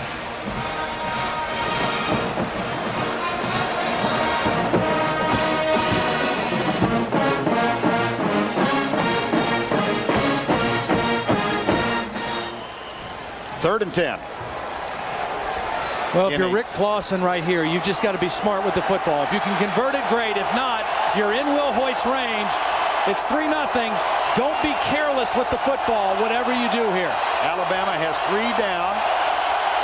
Robinson up on press coverage. Simeon Castillo over on Swain. And listen to this crowd. They're going to have to call timeout. Yeah.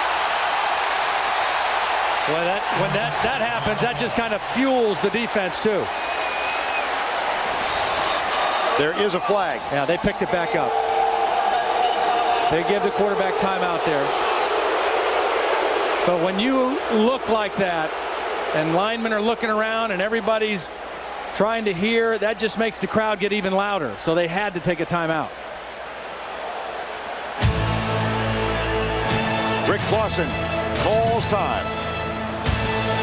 He's given timeout. We'll be right back. Recap. Easiest scoring summary I've ever been asked to do. Here's the only score of the game. Jamie Christensen, a 33-yard field goal. And that's where we stand with a 3-0 game. What a tough physical battle we've had. Absolutely. I mean, it's been an old-fashioned, like Philip Fulmer said, SEC defensive-dominated football game.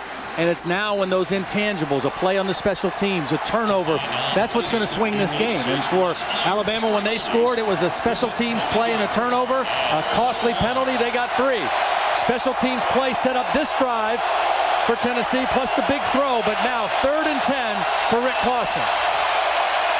3 down for Alabama. They bring only 3. Draw play. Arian Foster. It's Riggs, rather. Nice. And he appears to be a yard short. That's a smart call, though, because 3-man, and they guessed right that Alabama, with their nickel defense in, was going to rush 3 and drop 8. You've got to be able to run the football against that kind of a defense. And they did run it, but just not quite enough. 3rd and 10, 4th and 1. And they got 9. From the 11. But they're clearly in James Will Hoyt's range. Well, he's 4 for 8 for the year.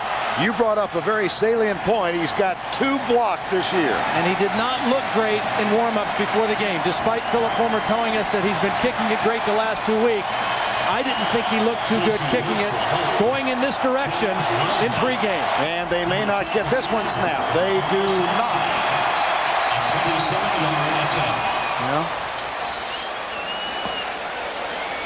Delay of game. No timeout called this time. I don't think this is such a big deal for Will Hoyt. It actually might improve the angle for him on the kick. Offense, 5-yard penalty, remains 4th down.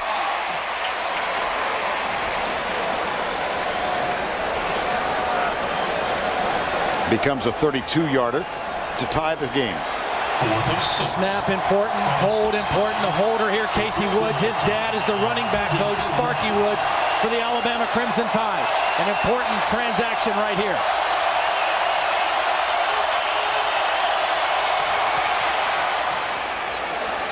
Perfect. The kick is good. The score is tied at 3, and a little chest bump for a kicker from the running back coach, Trooper Taylor.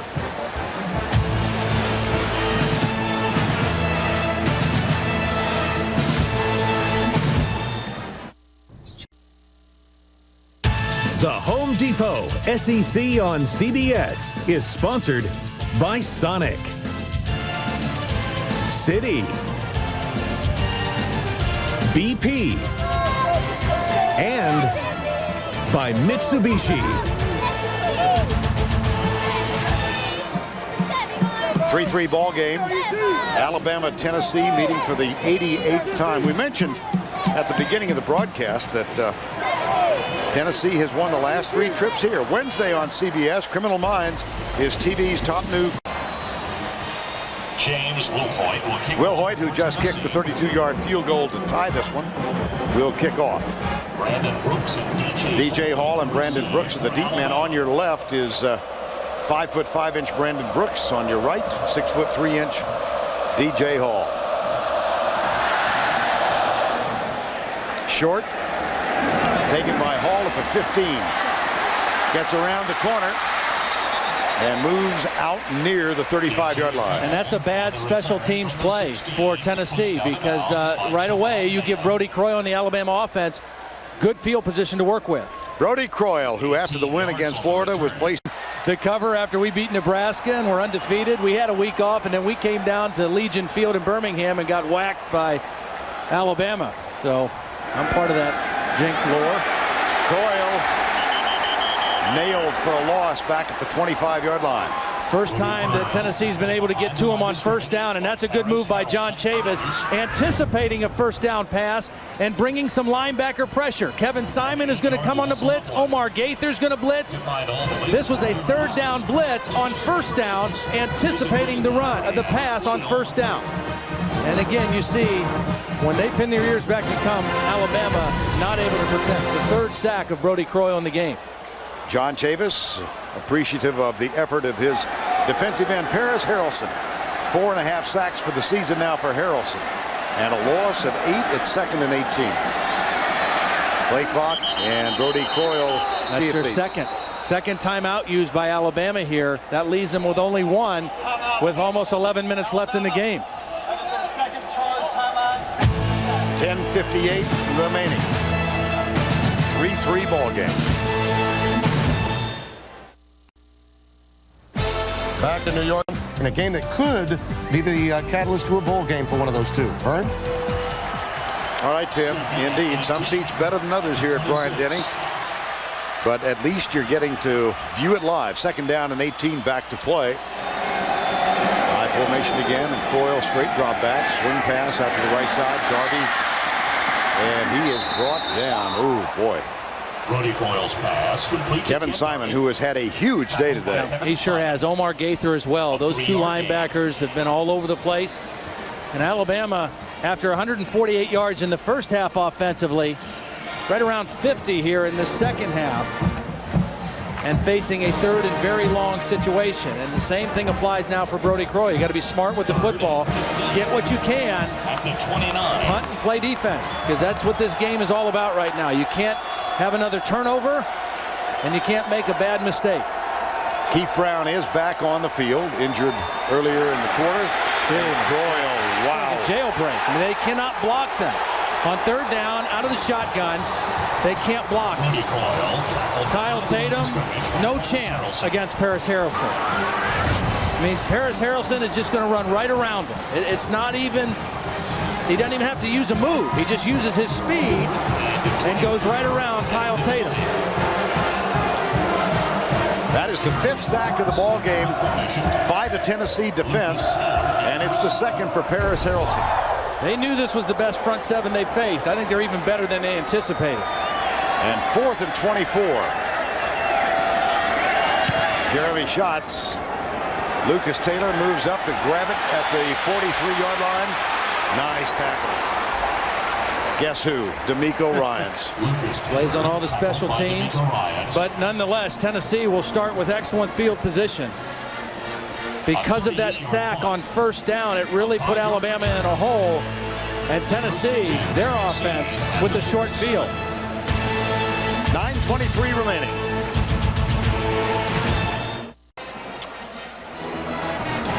Alabama scored first. Tennessee tied it at 3. Thanks to a big play from Lucas Taylor, their freshman returner. Now he muffed a punt. That led to Alabama's first score, but he came right back and returned the ensuing kickoff back past the 50-yard line. First down play, Rick Clausen. 35 yards to Jason Swain, their biggest play offensively of the day. That led to the game-tying field goal, and in a game like this, those kind of plays are what make the difference. Rick Clausen telling us on the phone on Wednesday, we still have a lot to play for this year. I know this is an imposing defense we're playing, but we are a team with a lot of pride, and we can still have a really good season. They're trying to get the lead now in a 3-3 game. Here's Clausen, and it's delivered on a rope as we go down to Tracy Wolfson. Guys, Rick Clausen has been showing his leadership skills on the sideline all game. Just before he went over to Gerald Riggs and asked him how he was feeling, Riggs said, "I'm hurting." And Clausen responded, "I'm hurting too. Let's get it done." He has great poise. I really admire his leadership. The players respect him. They love him. And back-to-back now on their possessions. First down plays, 35 yards. The last one on first down, that was a 16-yard completion. And Tennessee in great position. Arian Foster is the running back, the deep back in the eye. And it's Foster who comes left. Tackled at the 35-yard line, sets up a second down and 7. By Rudy Griffin. Rudy Griffin makes the tackle. Now Red Lobster presents today commitment to the investment of our future, shown today by donating $1,000 to Alabama's General Scholarship Fund. 2nd and 7. Pitch. Foster chased by Jawan Simpson, who misses the tackle, and the knee is down at the 29-yard line. Arian Foster tackled by Roman Harper. Well, I like what Arian Foster has given them today. I mean, he's given them a little bit of a burst. Gerald Riggs, not 100% healthy. Arian Foster, a redshirt freshman. Only 22 carries on the season coming into today. But he has given them a real boost. 12 carries for 52 yards. And more importantly, he's averaged 4 yards every time he's carried the football against this Alabama defense. 3rd and 2 in a tie game with 7.5 remaining. Alabama and Tennessee.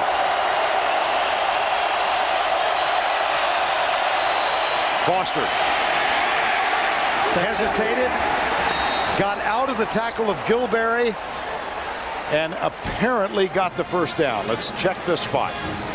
And the good news for Tennessee is they continue to work the clock. Approaching 7 minutes left in the ball game. Gilberry is in the backfield, and he has a chance to stop Foster, but he can't bring him down. Good balance, good strength by Arian Foster to get the first down. Philip Fulmer has won 10 and lost 2 in his years as the head coach of Tennessee against Alabama, including 9 of the last 10. Clausen,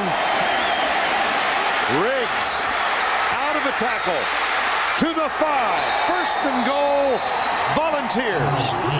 Somebody ran right by a tackle. I'm not sure who it was for Alabama, but somebody was unblocked and ran right by Gerald Riggs, and Riggs busted it into the secondary.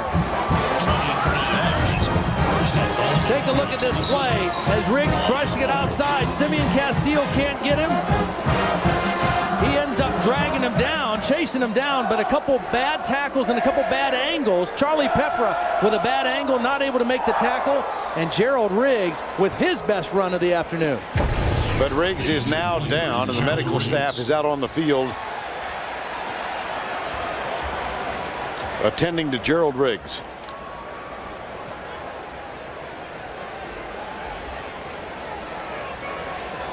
Tennessee today has used a lot more of their power formations. Tight ends, 2 backs, in some cases that triple backfield look. And they have really gone at this Alabama defense running the football. 50 offensive plays, 34 rushes, 16 passes. Very different than the Tennessee team we saw 2 weeks ago against Georgia. You see the end of the play, Tracy mentioned, he said his ribs were bothering him. That doesn't help it, a play like that. Well, they continue to check with Gerald Riggs, and we'll check in with Tim Brando. Vernon. Human voters. Gerald Riggs being assisted to the bench. Well, both of these teams have lost stars in the last month. Tyrone Prothro was still in the game with Georgia up 31-3, injured on a 4th down pass. But what a great run. I mean, you know he's hurt, you know he's injured, but he came in and gave him his best run of the day at maybe the most crucial time in the football game. Foster in the backfield on 1st and goal in a tie game, 3-3. Penalty. Flag. Another costly movement penalty is going to knock him back 5 yards outside of that 5-yard line.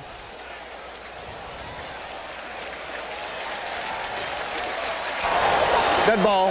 Injured with a dislocated hip in the loss to Georgia. Prothro still hospitalized. Jason Allen able to make the trip here. He's encouraging his teammates on the sidelines.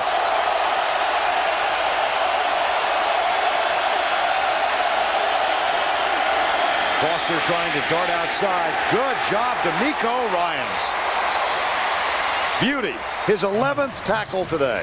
Again, this defense has been excellent in the red zone this year. Only 8 scores allowed when teams get in the red zone. DeMeco Ryans playing his linebacker position right there. He's going to come in and make this play. He first makes Foster come back inside. 2nd down. Clark also, Jeremy Clark in there to make the play as well. 2nd and goal at the 10. The 3-3 keeps going against him. That's the only good thing for Tennessee right here is that the clock is definitely in their favor right now. Timeout. Tennessee has now used 2 of its 3. That is their 2nd charge timeout of this half.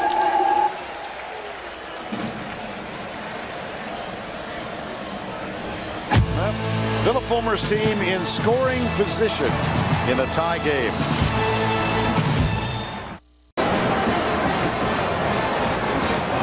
.26 to go in the ball game. A 3-3 game at Bryant-Denny Stadium in Tuscaloosa. Randy Sanders, offensive coordinator, oft criticized, urging his team on now. They face a 2nd down and goal from the 10 in hostile territory. But this Tennessee bunch, having lost twice this year, has over the years proven its resilience, particularly on the road. And they face an undefeated Alabama team who still cherish dreams of an unbeaten season. Clausen rolling to his right. Pulls up and throws it away. And the good thing for that for Alabama is it stops the clock because out of the end zone, incomplete. Flag is down. Flag on the play.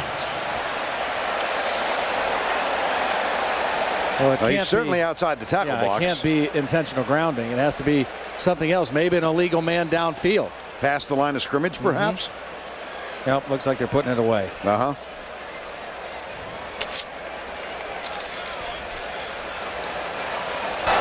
Illegal forward pass on the offense. Across the line of Pass scrimmage. was beyond the line of scrimmage. Okay. 5-yard penalty from the spot of the foul. Loss of down. Wow, loss of down. That's 4th down. what's so critical. Ball was on the 10-yard line as Rick Clausen is rolling. And there you see right there, left foot going across the line of scrimmage, across the 10-yard line. And so now it's 3rd and 15 instead of 2nd and 15. A huge penalty.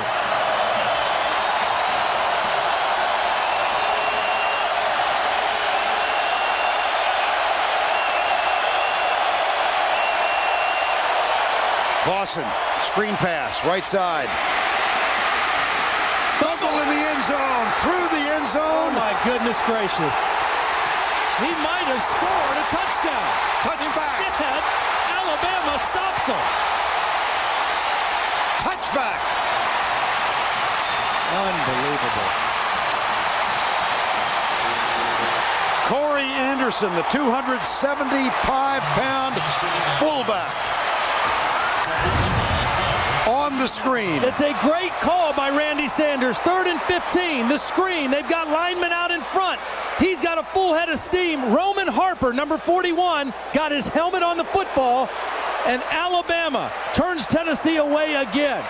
Roman Harper, at 195 pounds, hits a 270-pound fullback going full speed and knocks the ball loose. Wow, what a hit. In the first quarter, Gerald Riggs fumbled at the 9-yard line to deny Tennessee an opportunity.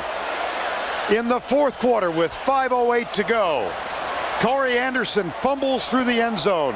Touchback. And elation on the Alabama bench and on the field. Rob Smith is still down on the field for Tennessee, their starting left guard. What a play by the senior Roman Harper. Wow. I mean, think about it now. The courage of him. He's 195 pounds. He's coming up to hit a guy that's 270 pounds.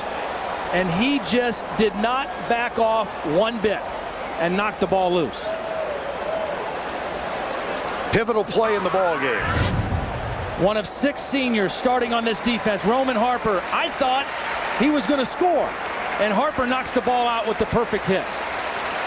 Rob Smith walking off the field. That's good to see. But now the reality for Alabama, partner, is that, yes, they stopped the score, but they've only got one timeout, and they have not been able to block Tennessee's rush in pass situation. So they've got to make hay on 1st and 2nd down and use some maximum protection for Brodie Croyle if they want to throw the football. They've got bunches to the right side. The handoff to Darby, and he is nailed. Boy, this tenacious Tennessee defense is dominated in this half. Alabama only 46 yards in the whole second half. Tennessee has completely outgained them. Let's check in with Tracy Wolfson. Guys, along with those bruised ribs, Gerald Riggs has a right ankle injury. They just took him to the locker room on crutches to give him x-rays. If we get any more information, of course, we'll bring it to you. Thanks, Trace. Loss of 1 last play, 2nd down, 11. 2nd and 11. Corey Anderson walks in anguish. Draw play. Darby. There was Paris Harrelson reaching from behind. And let's go back once again quickly and check in with Tim Brando. All right, South Carolina with the ball in Vandy territory. Vern? All right, thank you, Tim. 3rd and 9 here. Alabama's not converted a 3rd down in the second half. Tennessee has cranked up that pass pressure and has sacked Brodie Croyle 5 times in the ball game. He goes deep left side, man coverage, DJ Hall. He's out there. He got it. Corey Anderson will not be allowed to forget the fumble through the end zone. That was a 43-yard gain. And the 10th catch for DJ Hall in this ball game. They give it to LeRon McClain, the fullback. Now it becomes field position. Yeah, absolutely. And I was just about to say, before that completion, I would imagine that Mike Shula in Alabama is almost hoping this would go to overtime, because then they'd at least be in the red zone, because they have not been able to drive the football lately in the second half against this Tennessee defense. But one big play later, they are now on the 31-yard line. 2nd down and 6. Clock is under 3 minutes. Both teams 1 timeout remaining. 1 back. You want to gain yardage and you want to use clock here if you're Alabama. 2nd down and 6. Darby gets it. Darby squirts down to the 25. They won it with a 2-minute drive last week on the road at Ole Miss. Right. Christensen capped it with a 31-yard field goal then, praying for a chance to deliver another lead to the Crimson Tide in this one. 1st and 10 from the 25. Darby comes right, shakes a tackle, turns the corner, out of bounds at the 14-yard line. Ordinarily, you wouldn't want him to go out of bounds and stop the clock, but if he can turn the corner on the Tennessee defense and get closer to that goal line, stops, 1:53 to go. This is where you see your Warriors take over. Brody Croyle, Kenneth Darby. Not big number games for him today, but when it counts, making plays. At the 14, Klausner will snap it back to his roommate, Brody Croyle. Darby stopped at the 14, and the clock will wind down now. Tennessee has one timeout, so they can stop the clock one time. They've got to be very judicious with that. Alabama also with one timeout, and they want to save that as long as they can for a field goal. But Alabama wants to use clock and just kind of set this up for Christensen. Now, they may take a shot at it because, again, 7 points would be way better than 3 right here. But the bottom line is they're in good possession for Jamie Christensen, and they're working that clock down to avoid Tennessee having much time when they get the ball. High formation. Here's the handoff to Darby, and he's going to be stopped right in the middle of the field. Absolutely. He went right to the middle and protected the football. Jamie Christensen missed one from 50. He hooked it wide left earlier in this ball game. He nailed one from 33 to give Alabama a 3-0 lead. He got a standing ovation walking into class last week. What's going to happen this week if he makes a kick here to win? They'll empty the building for him. Jamie Christensen, Norcross, Georgia. Spent 1 year at a naval preparatory school before transferring in. He was the kickoff man last week, as they had last year, behind Brian Bostic, an all-SEC kicker. And for this season,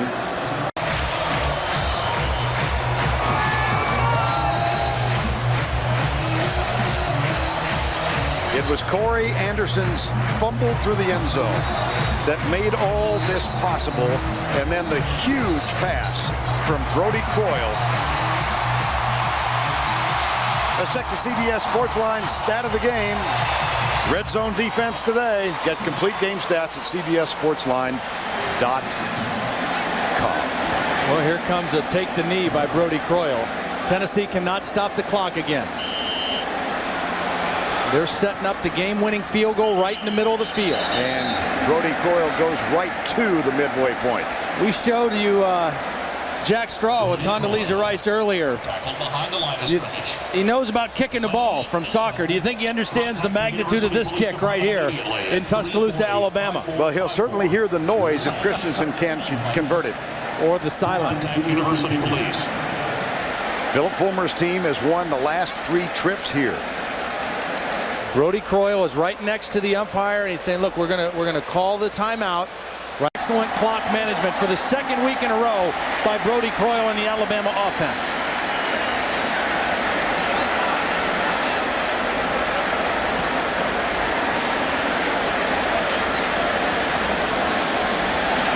The first time they played was in Birmingham. The game ended 6-6. They alternated between Birmingham, Knoxville. They played a few games at Tuscaloosa up until 1930. In 1930, Alabama beat Tennessee here by a score of 18-6. They've not beaten Tennessee in Tuscaloosa since then. Now, they didn't play here between 1930 and 1999. But Brody Croyle, who witnessed the beginning of this Tennessee domination, the 41-14 win in 1995, said, I'd like to be a part of turning this thing around. Here we are. Corey Anderson's fumble into and out of the end zone, the key play of the game. It happened less than 5 minutes ago.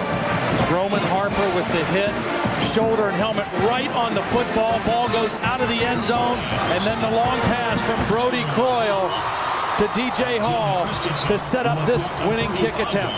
Drew Lane, a senior, will snap it. Matt Miller, a senior, will hold it. Jamie Christensen will kick it for the lead.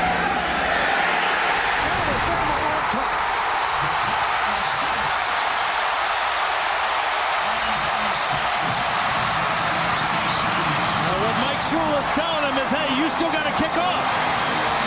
We've got to run down and cover a kick, and you've got to kick it in the right spot.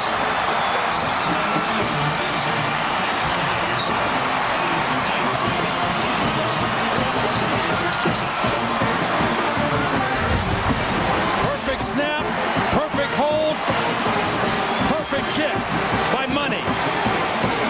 He'll have a date for homecoming. I can guarantee you that. That'll be Mr. Money to us.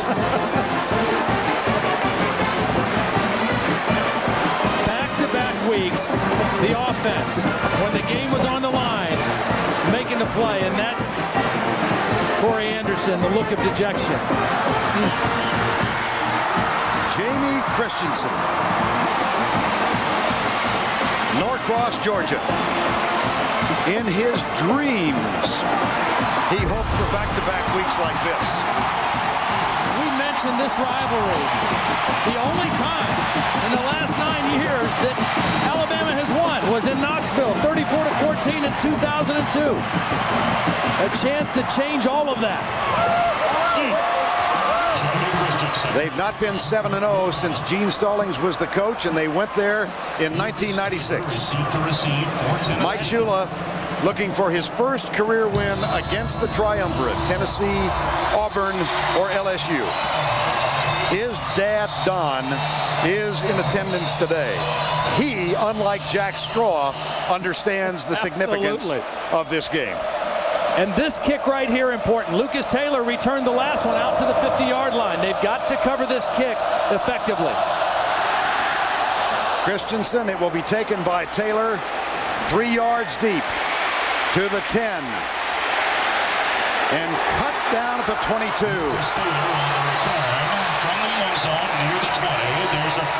The flag is down.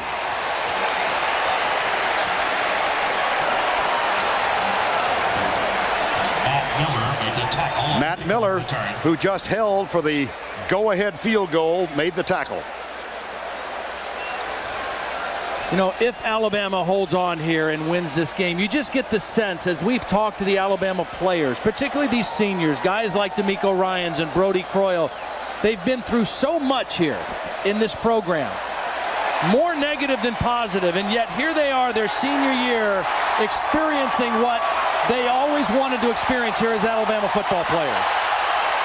And you almost get the feel that a guy like Brody Croyle could will a team to win in a situation like this. Personal foul, Tennessee. Well, that's the second personal foul penalty on Tennessee, and they both have been costly.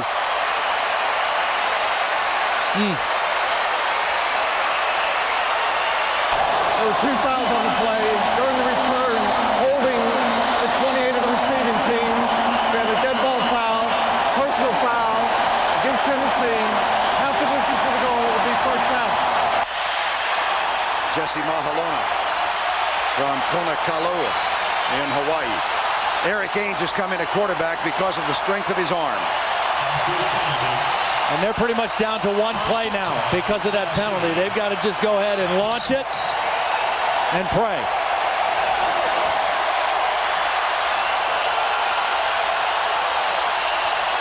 Listen to this place. Ainge deep. Rainbow pass. DeMeco Ryans intercepts. Perfect ending. Absolutely picture-perfect ending. The All-American, academic, and physical All-American.